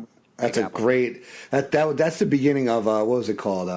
What was that CD set that came out a number of years ago? Classic Thunder. I think it was called Classic Thunder, where it was like hard renditions of like awesome stuff. Yeah. Number 9, Love Is Alive by Gary Wright, who actually did have a song other than Dreamweaver. Number 8, 50 Ways to Leave Your Lover by Paul Simon. This is a big run for him. Number 7, Love Machine by The Miracles. No Smokey, just The Miracles. I'm just a love Number machine. 6, one of my personal favorites, Kiss and Say Goodbye by the Manhattans. What a tremendous soul song. Number 5, Play That Funky Music by Wild Cherry. Play that funky music, white boy. Number 4, another song that Dr. G and I listened to often in college. December 1963, Oh What a Night by the Four Seasons. In fact, Dr. G and I had a parody of that song, but we'll save that for Actually, back when we were in college, they released that like a extended, more dance version. Yes, they did, yes. That's because I played that in my DJ days, which was around those same days as college, so. Yes. So, so there you go. There was number 4. Number 3, Disco Lady by Johnny Taylor. At number 2, Don't Go Breaking My Heart, Elton John and Kiki D. And then at number 1, the number 1 song of the year was Silly Love Songs by Wings, which is actually a great song. So there you go. There were your top 20 singles on the Billboard Top 100. Some great albums that came out in 1976.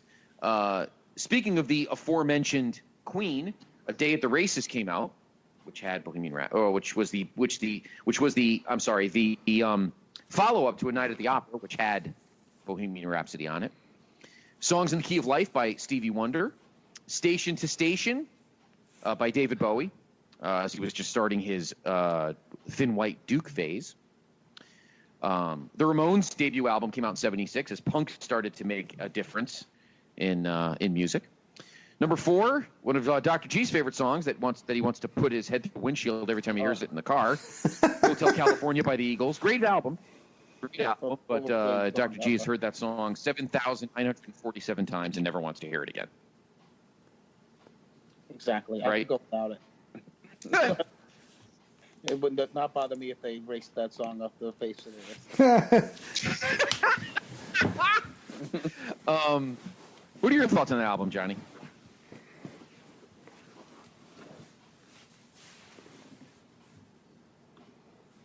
Hotel California. See, you chased Johnny off.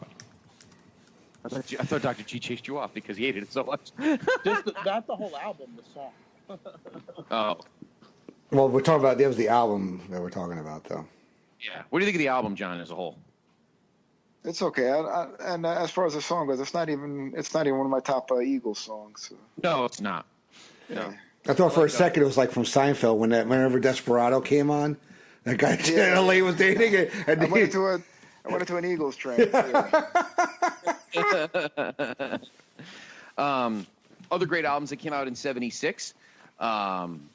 A debut album this is arguably one of the greatest debut albums of all time, and that is the band Boston, which had their debut album, which of course had a song that Dr. G and I played the shit out of on our jukebox at our college bar, and that of course is More Than a Feeling, although many great songs on that album. 2112 by Rush, as they were continuing their tremendous prog rock phase. 2112 is an outstanding album. Desire by Bob Dylan. The Modern Lovers made their debut. Trick of the Tail, which is actually the first Genesis album post Peter Gabriel. That's when Phil Collins was head and shoulders the frontman of the band. Hiera by Joni Mitchell. One of my personal favorite albums of all time, and I'm pretty sure, John, it's one of yours. Rocks by Aerosmith. Arguably, top to bottom, in my opinion, if you're a diehard, Aerosmith's best album. I mean, Toys in the Attic is a tremendous album. I concur. Rocks, definitely. Rocks is an outstanding, oh my God, top to bottom. I could listen to that album from beginning to end and never get sick of it. Rising by Rainbow. ELO had a new world record, which had some great cuts on it as well. Jailbreak by Thin Lizzy, which I think the Boys Are Back in Town was on. Destroyer by Kiss. Can't argue with that. One of the first greatest hits that ever came out, Chronicle, the 20 greatest hits by Creedence Clearwater Revival. And, some other great albums that came out that year. Do I believe, Dr. G, that Turnstiles came out in '76? Yes, it did. Yes. Turnstiles, of course, Billy Joel, probably his last, I don't want to say mediocre album, but his last album where he was kind of feeling his way around. Would you be fair in that assessment? Like, what would you think? What are your thoughts, top to bottom, on Turnstiles as an album? Well, you know what, he produced it, so it didn't come out as well. The songs became more popular after the fact. You know, like New York State of Mind comes to know. That's probably his most famous. Miami 2017. I mean, they didn't do well, commercially, but they became more popular from him performing them live. Of course, they all would be on Songs in the Attic a few years later, and that's really when they would. A few of them would actually step up. But when we get to 1977, we will talk about Billy's emergence as an artist. He was still kind of on the under the radar for the most part in 1976. Yeah, and I got to say, looking at the top 100, those singles, if you're a fan of the movie Dazed and Confused, that was most of the tracks are right out of this year. Tremendous movie. And Scott, I'm a little surprised you didn't talk about the number 97 song that came out that year. Well, I wanted to try and I didn't want to belabor the entire list, but of course the number 97 song is Disco Duck. That song sucks. Song's fucking good. Wow, you walked right into that one, Scott. Speaking of the Eagles, "Take It to the Limit" was actually number 25. That's actually a tremendous Eagles song. Mm-hmm. "You Should Be Dancing" by the Bee Gees. So, by the way, Dreamweaver was 37. So Dreamweaver wasn't even Gary Wright's best song. Dream On was actually re-released in '76. So a lot of decent songs that floated around in the 70s and 80s on the list. Rick Dees and his cast of idiots. That's right. This show is D's nuts. No one's Steve Broccoli anymore. Let's go to the Grammys that year. Of course, this was the stuff that came out in 75. The Grammys were February of 76. Record of the year. Now, I know all of our parents definitely had this album. Love Will Keep Us Together by The Captain and Tennille. Oh, God. Record. Come on, Doc. You telling me that your dad didn't have a little Captain and Tennille spinning in the jukebox? No, of course we did. Yeah, because that's a beer drinking song. When I think of beer drinking, I think of Captain and Tennille. Album of the year, Still Crazy After All These Years by Paul Simon. Tremendous album. Phil Ramone produced that album. Somebody else would borrow Phil Ramone over the next decade. Gee, I wonder who that would be. We'll talk about that in the next episode. Song of the year. Oh God. God. This was a terrible year for music. The song of the year was "Send the Clowns" by Judy Collins. Good grief! My God. This is the last year where our parents dominated the buying of records. Finally, we wised up. Best New Artist, by the way. God rest her soul, she's no longer with us. But Best New Artist was the daughter of one of my father's favorite singers of all time. The Best New Artist, of course, was Natalie Cole, the daughter of epic crooner Nat King Cole. Of course, Nat King Cole, known for many things, of course, breaking the color barrier of the crooner.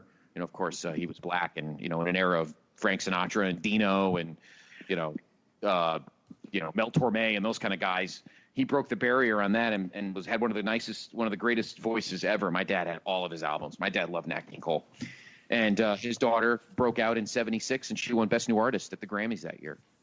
So that's the year in music. Obviously, the big album that year was Hotel California. And, of course, we had some great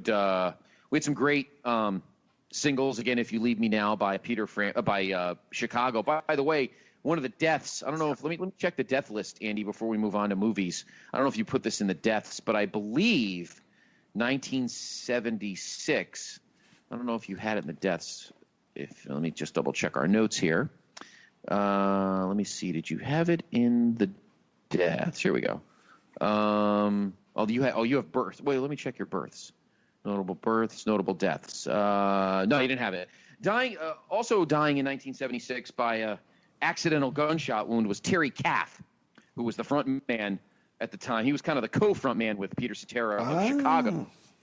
Peter Cetera sang the softy songs, which you, of course, do great in the 80s, whereas Terry Kath kind of sang the not heavier, but kind of the faster, jazzier songs in Chicago in the 70s. And he accidentally shot himself while cleaning his gun, hyped up on coke at his poolside after a party in 1976. So very sad because my dad got me into Chicago, and Chicago is a tremendous band. I regret that I have not seen them. I've never seen them live. My parents saw Chicago live in Vegas. They were there, and my dad got comp Chicago tickets. He takes my mom there. They show up, and she's like, "What's this?" He's like, "It's Chicago." He's like, "I thought we were seeing a musical." Funny. My dad and I was jealous because my parents and my sister and my eventual brother-in-law saw Chicago and Earth, Wind and Fire up at the Meadows. In 90 something. G and I were in college, like 93 or 94. Oh, good show. I was very upset. And a small venue too. Yeah. So anyway, 76 was sad for that aspect. Terry Kath died of an accidental gunshot wound when he was cleaning his gun while hyped up on coke. So probably not a smart thing to do. But anyway, there is 1976 in music. The last year where things were kind of jumbled up, and again, I think the last year where parents dominated the music buying for the most part, and I think kids started really taking over. And then, of course, 1977, we would see the dawn of a genre that would dominate for the next 2 years.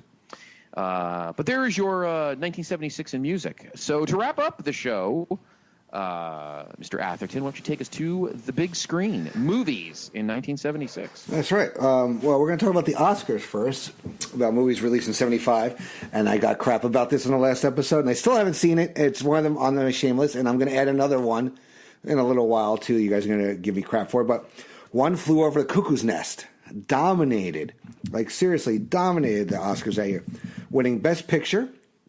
Milos Forman wins Best Director. Jack Nicholson wins Best Actor. Louise Fletcher wins Best Actress, as well as it wins for Best Adapted Screenplay.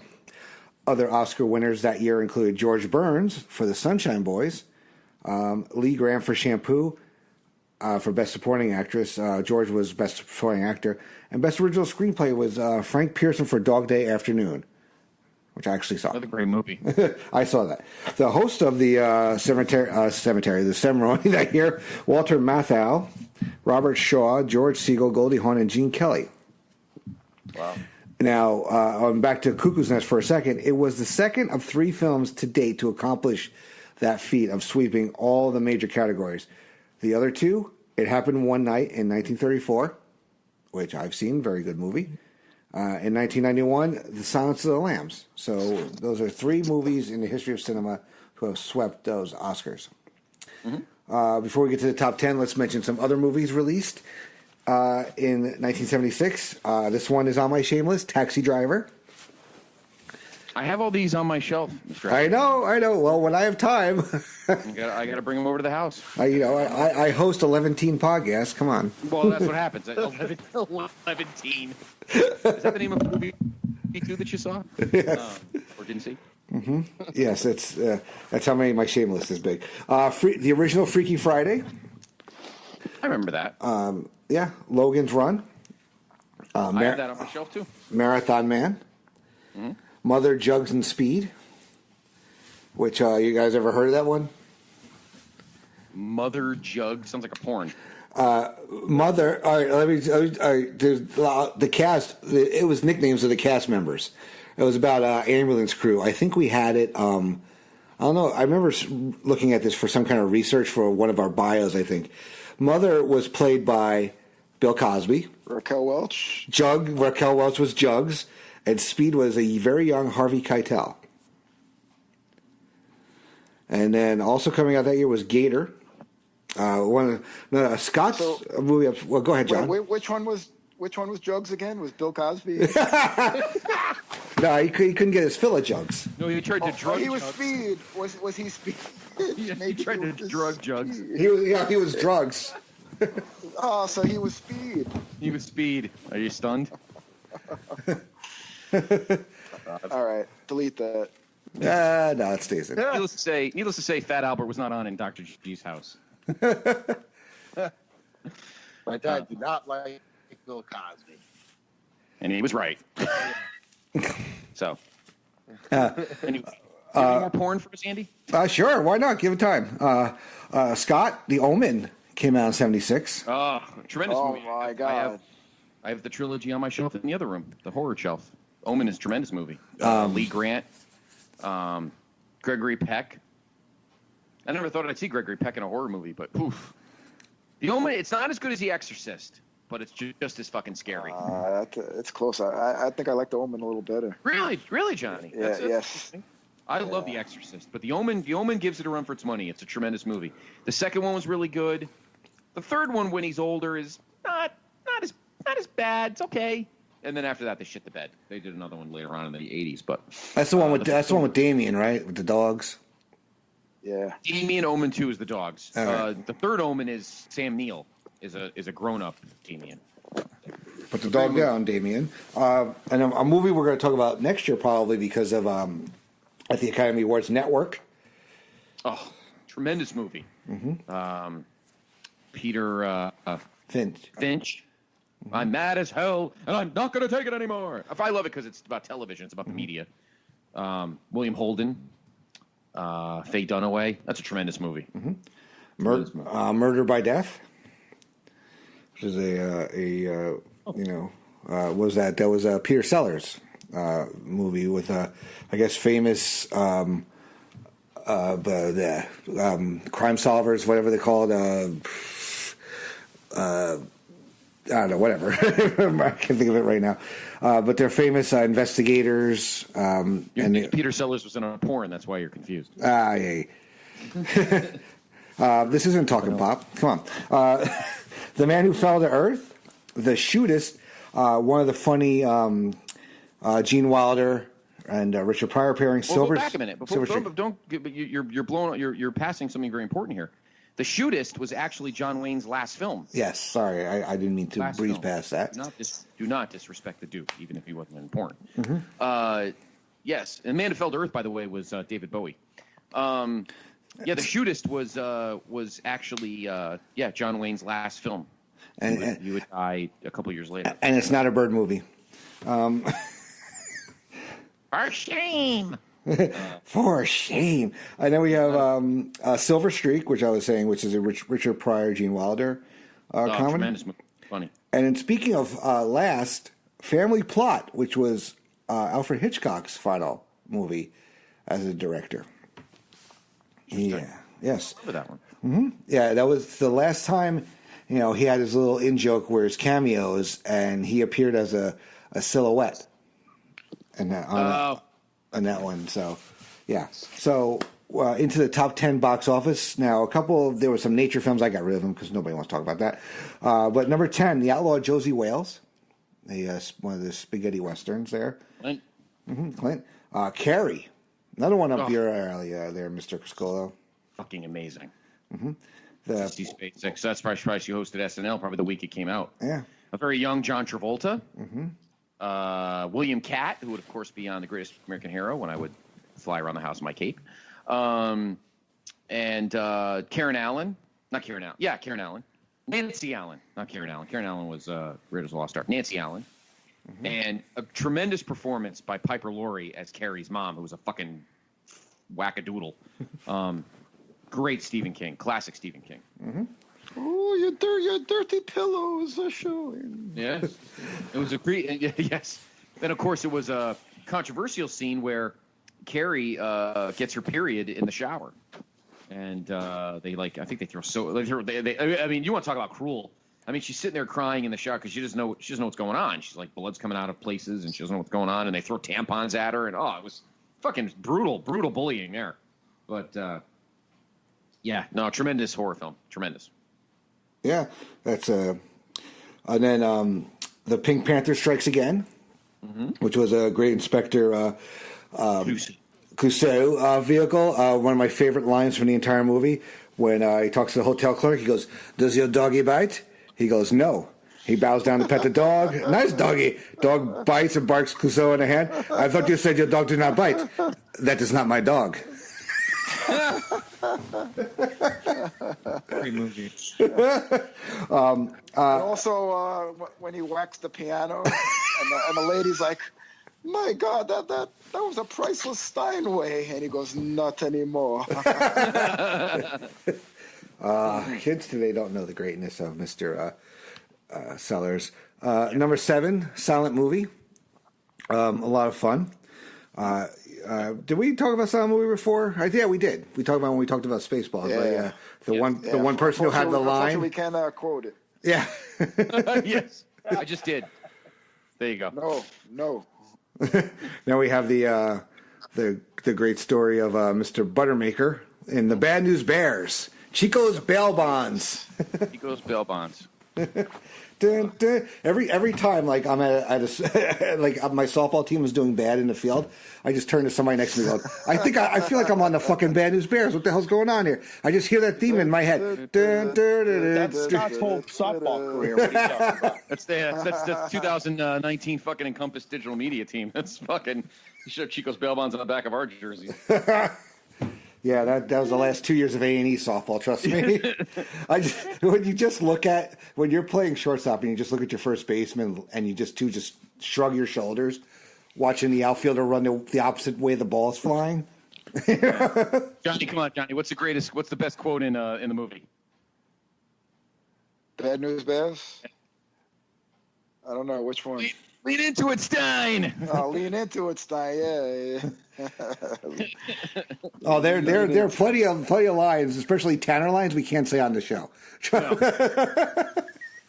but that was a real groundbreaking movie because, just about every sports movie in history up until that point was all touchy-feely and happy ending, and this was quite a left turn from that. Yeah. It was really Walter Matthau sitting there drinking beer, smoking cigars the entire time.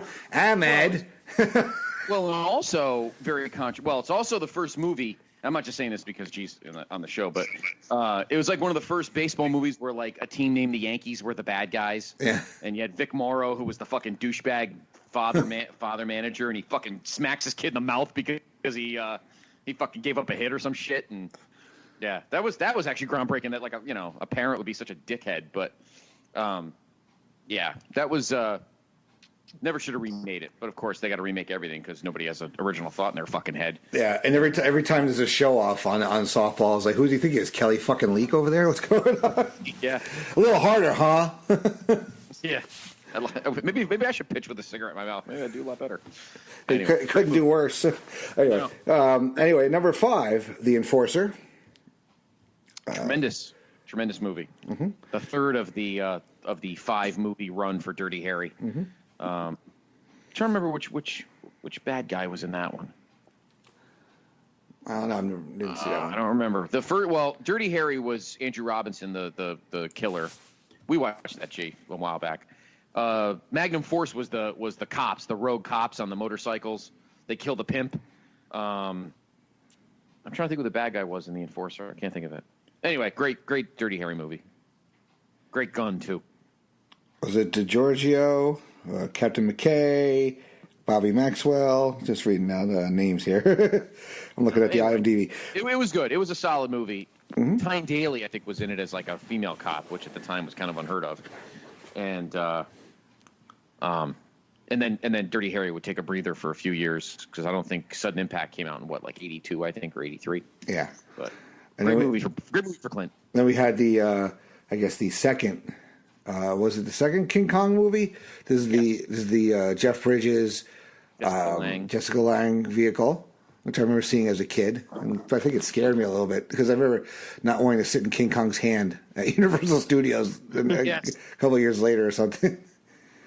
Then we had a great movie that I've actually seen, All the President's Men. Oh, fantastic movie. Mm-hmm. Fantastic. Robert Redford and Dustin Hoffman. Dustin Hoffman is Woodward and Bernstein. Jason Robards was Ben Bradley. Tremendous movie. Mm-hmm. Then we had again another second, Star is Born. That's the Barbra Streisand, Chris Christopherson version. How many times was that remade? Like 3 times? This was 5. This is the 3rd time, I think. That was the 3rd one. 4th. Yeah. 4th. This is the 3rd, and then the 4th one was this past, the one that just came out. There was an original that came out in like 1950, I think. Then Judy Garland did it, and then Babs here did it with her big schnozzle, and then Lady Gaga that came out. Chris Christopher. Who'd want to kiss that? Jesus, make love to a parrot. Anyway, I listened to the soundtrack a million fucking times because my mom owned it. So. Tell us how you really feel, Scott. Don't sugarcoat it, please. I absolutely don't. There's no sugarcoating. And every time a movie first comes up, I will trash it incessantly. But that's okay. Yeah. And then, they made a lot of money. So yes. And the number 1 movie in the box office, domestic, the movie that Dr. G's been waiting all night to talk about, that is written and produced. I don't know. Did he direct it too, Stallone? No. But he wrote it, right? Yes. Which is, of course, Rocky, the original Rocky. Great movie. I could watch it.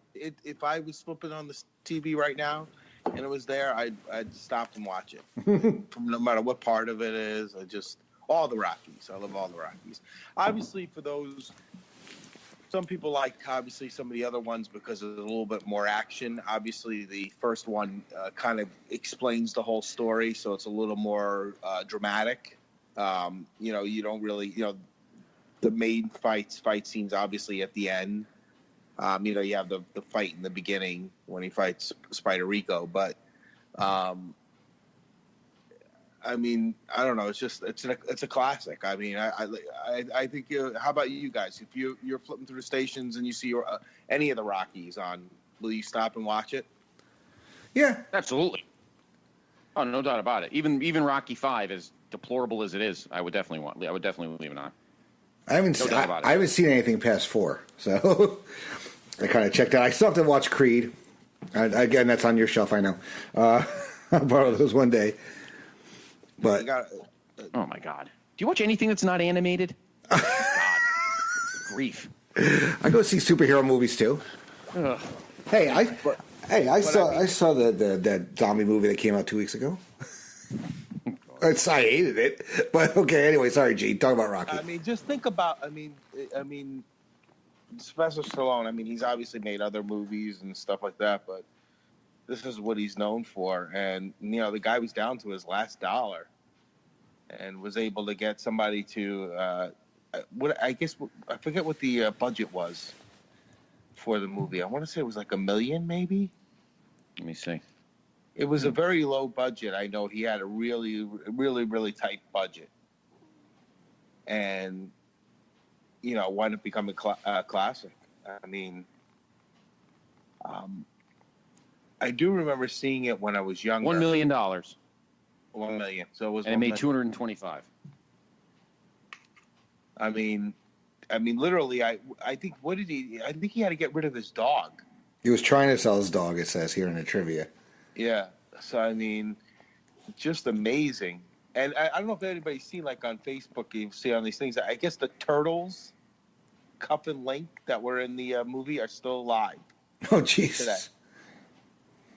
Somebody, I think somebody has them or whatever, but I don't know if it's, I don't know where they live, but I just remember seeing it on Facebook that somebody said that they're actually still alive. But, I mean, the thing is, and then you think about Talia Shire. She went from all the Godfathers and all the Rockies up through Rocky V. I mean, what a career if you think about it. for two franchises, yeah, exactly. Mm-hmm. It says here that Susan Sarandon was up for the part of Adrian, but she was deemed too pretty, and that's actually pretty smart because she was too pretty. Adrian had to be kind of not ugly, but like dowdy. Right. Plain. I can't see that. I can't see her as. No, I can't see that either. I can't see that. And then Carl Weathers as Apollo Creed. Oh my God. Oh my God. I can't see anybody else playing him. That's so great. Greatest heel in the history of movies, next to Darth Vader. So great. I mean, they did a pretty good job with Mr. T in Rocky III. I thought that was a pretty good. Woman. Hey, woman. Let's come over here and be with a real man tonight. Hey, come on, pub tonight, and I'll show you a real man. But I mean, Paulie was great. Burt Young. Yep, Burt Young. Yep. Are you crazy? And of course, Burgess Meredith. Rock. As you could have been a champion. Instead of that, you became a leg breaker. Cheap loan shark. Burgess Meredith was perfectly cast as Mickey. Was this the one where he was chasing the chicken around? No, that's the second one. That's how I feel like a Kentucky Fried Jerk. I feel like a Kentucky Fried Idiot. That's what it's like. That's the second one. Okay. Yeah, I mean, it's just amazing to think that, like you said, a guy like him who was down to his last dollar and, had this script, and now that, what was it, who sued him? Chuck Wepner? Chuck Wepner sued him. I don't know. What did he didn't wind up winning anything, did he? No. Because they say it was based on his story or whatever. Yeah, they settled. He gave him a check, I think, or something. Yeah, because there was a 30 for 30. But you know what? It wasn't his exact story, and to me, I mean, just the cast and how he wrote it and the kind of story he wrote. I mean, it's. I don't know. I'm not saying it's the best movie ever written or anything like that, but it's very iconic. I mean, Rocky is. I mean, you go to Philadelphia, that's everything. Every booth you go to get like souvenirs, there's something Rocky, and people want to go Rocky. People want to go to the Rocky Steps, the museum. I mean, that's when we the few times Scott that we went, mm-hmm. people go crazy, go running up the stairs just like he does, and. Yep. Then the statues at the bottom of the stairs there, and you have to wait in line to take a picture with the statue that was in Rocky III. I mean, and I'm reading here on the IMDb trivia that that shot running up the steps came about because of the Steadicam inventor. Yep. It had just been invented, and he did some test footage, I guess. Well, he was from Philly, of his girlfriend running up and down the steps, and somebody in L.A. saw it. But the producer, John Avildsen, was prepping it and saw the footage and thought it would be good for, felt that type of shot would be good in Rocky. Yep. So the iconic thing is thanks to the invention of the Steadicam. Absolutely. And the story itself, the guy who, to give some guy a shot that's, like the American dream, everybody has a chance, everybody has a shot to be a winner.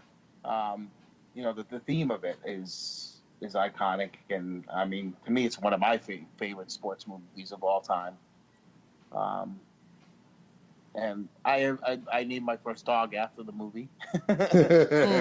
I mean, I just love the movie to this day. Like I said, I could just watch it at any time. I think it was like last week there was on one of the channels. I think it was Paramount or something had like all the Rockies on, and I was watching some of it. I don't know, they went out of order for whatever reason, but maybe it had Creed too. But yeah, I one of those. There's not many movies I could say that about. This is one that I could watch at any time. Don't matter when it's on. I agree. Johnny, what are your thoughts on Rocky? I just love the realism, and they showed the gritty, dark, dirty, streets of Philadelphia, and how these people are struggling so bad. Adrian and a little pet store, and it was just real, and it didn't. This was an era where Disney dominated. Of course, every movie had a happy ending. Obviously, this didn't have that happy ending where just like every other sports movie where you think the underdog's going to win the fight at the end. Sorry if there's spoilers for anybody that hasn't seen it. Sorry. 43-year-old movie. I think Rocky, okay. Rocky loses the fight. I'm sorry, and I just also it reminds me, Spider Rico never got his rematch. That's right, and Mac Lee Green never got his title shot. Oh. Mac Lee Green, of course, was who Apollo Creed was supposed to face. That's all right. The schmuck will find a way to give you a fucking spoiler. Spoil something. He spoils everything for everybody. But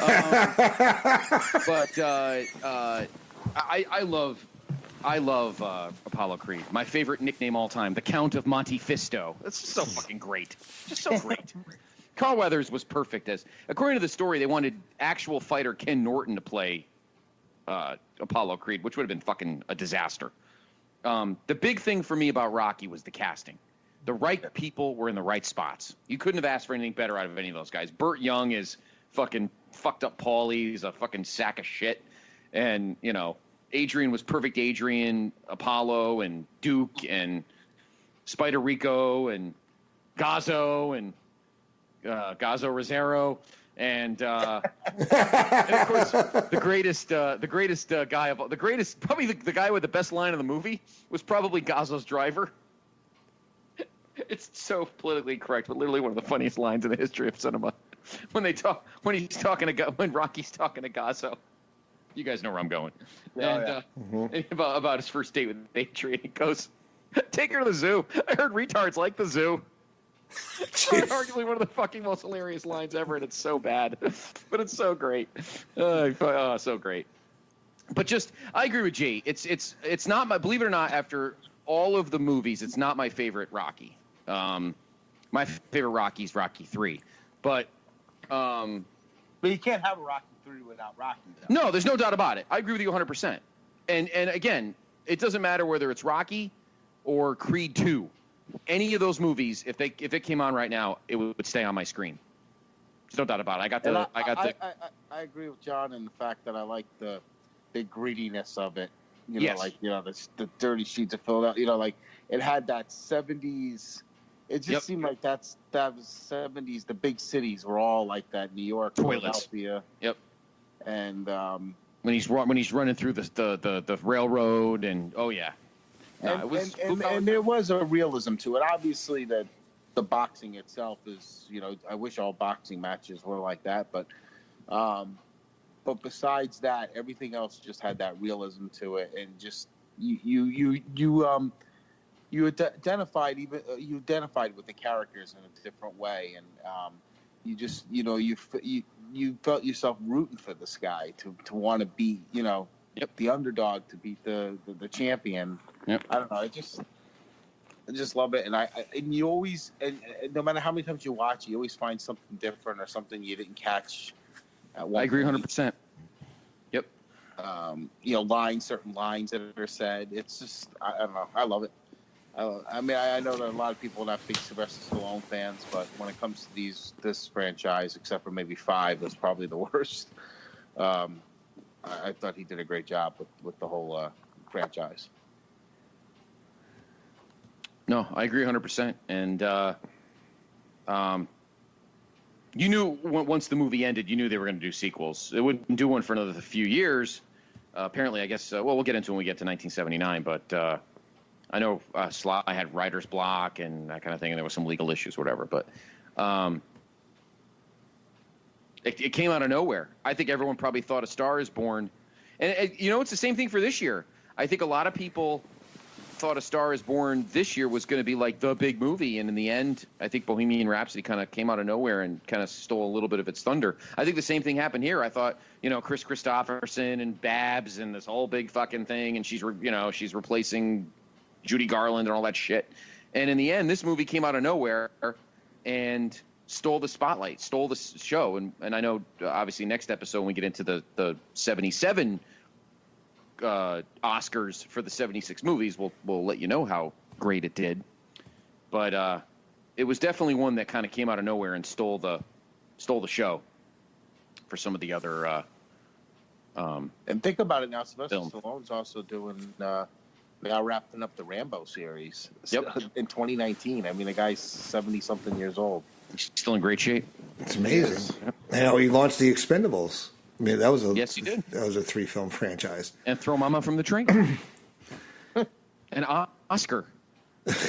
Tango and Cash. Nah, everybody has their slip ups. But anyway, he's had Copland. He's had a few dramatic turns. Copland was great. Copland was great. Stop or My Mom Will Shoot. Yeah, that. You know what I think one of his biggest movies were in terms of like box office was Cliffhanger. Yeah, that's not a. I love Demolition Man. Demolition Man's a tremendous movie. That's a lot of fun. Judge Dredd was dreadful, but Demolition Man was awesome. That did a shit ton overseas, though. Judge Dredd or Demolition Man? Judge Dredd. Well, Demolition probably did too, but yeah. Excuse me. Yeah. Awesome. Anyway. Any other final thoughts on Rocky, guys? Just that tremendous movie. You haven't seen it? Fucking go get it. It's on Scott's shelf. He lives in Norwalk, Connecticut. Yep. I actually got the Blu-ray Steelbook special edition set. I got all 6 of them. I don't have Creed 2. That's the only one I don't have yet because it's still a little expensive. So. But I have all the other Rockies, and I have the first Creed. Pretty awesome. I also won't Flew Over the Cuckoo's Nest for anybody who hasn't seen it. Honestly, Scott, I probably wouldn't have seen it if it wasn't that I actually saw it in psychology classes. Yeah, same with my daughter. That's when I watched it. Well, your dad hated Jack Nicholson. He thought he was a creepy fuck. But then that I got him to see one Flew Over the Cuckoo's Nest, and then he wound up liking him. Mm-hmm. So I thought he was a creepy fuck. That's one of my favorite descriptions. Bill Cosby. Yeah? He thought Bill Cosby was a creepy fuck. He thought he was a pervert. Well, I guess he was right. He was right all along. I saw All the President's Men in class. That's where first time I saw it. So. We saw it in a class, Dr. G. Mm-hmm. What's that? Well, President's Men. Yep.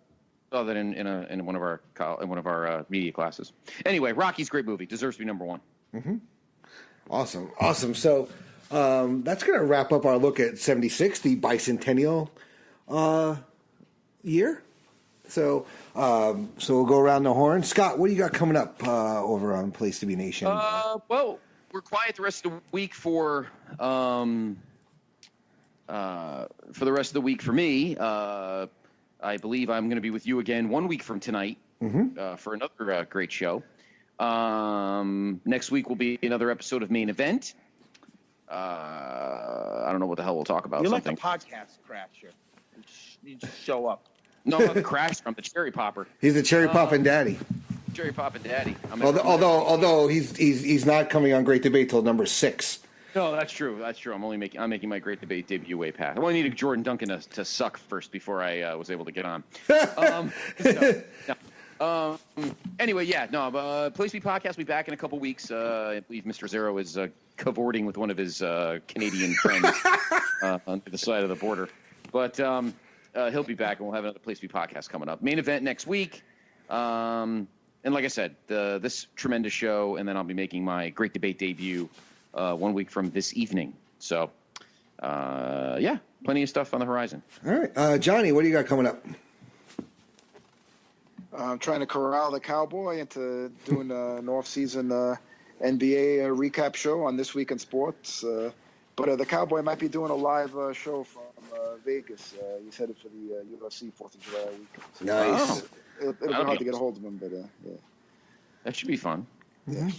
And then you'll be joining me on the next episode of Laugh-In Theater. So that should be dropping within the next week or two. Big tease. Yes. Really looking forward to this movie. Having a little one-on-one time with Jad. You know, anybody, I tell you, you gotta sit next to this guy at a wrestling show once in your lifetime. Because the one-liners are just incredible. It was such a fun time watching NXT TakeOver with you, John. Yes. Always good time. Yes. So, Dr. G, we'll see you back in 1977. Yeah, Scott doesn't invite me on any of his podcasts. So. He hates wrestling now, so I don't bother. He's just a cynic. Oh, yeah, whatever. He hates everybody. Mm-hmm. I can't invite him on the list. Andy, you got to get Pat Tay to have Conrad on, and then maybe G will be on a wrestling show. And they could spoon. Because you wish you could be him. That's why you're jealous of him.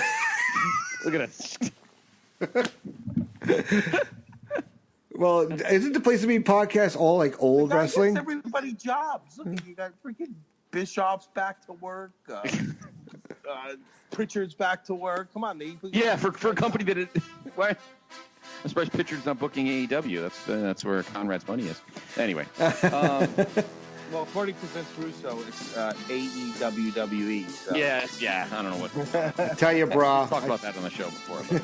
But, anyway, no, Dr. G will be on in a future episode of. You got to get him on a Great Debate. Have him on with somebody that can really torture. Dr. G and Sherman. It really makes me cry. It's torture for any of us when Sherman's on a show.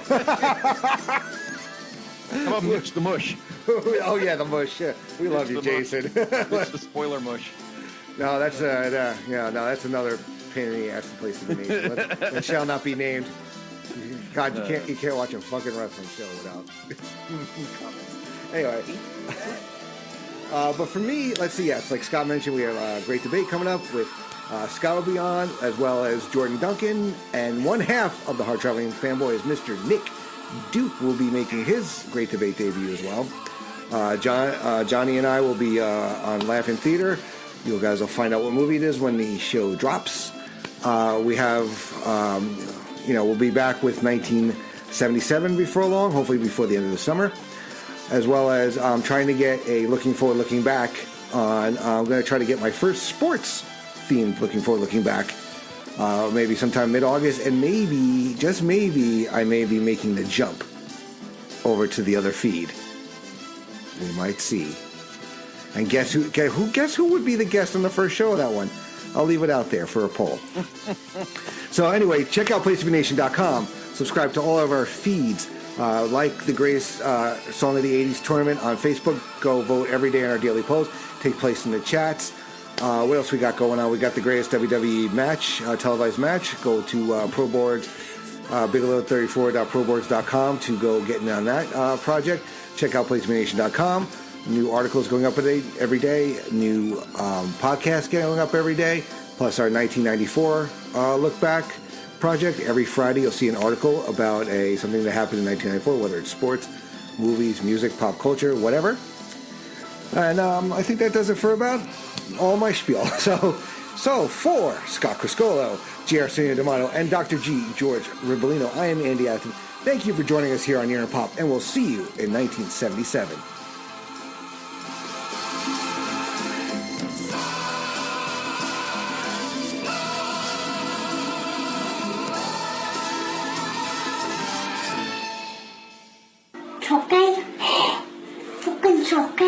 Oh God.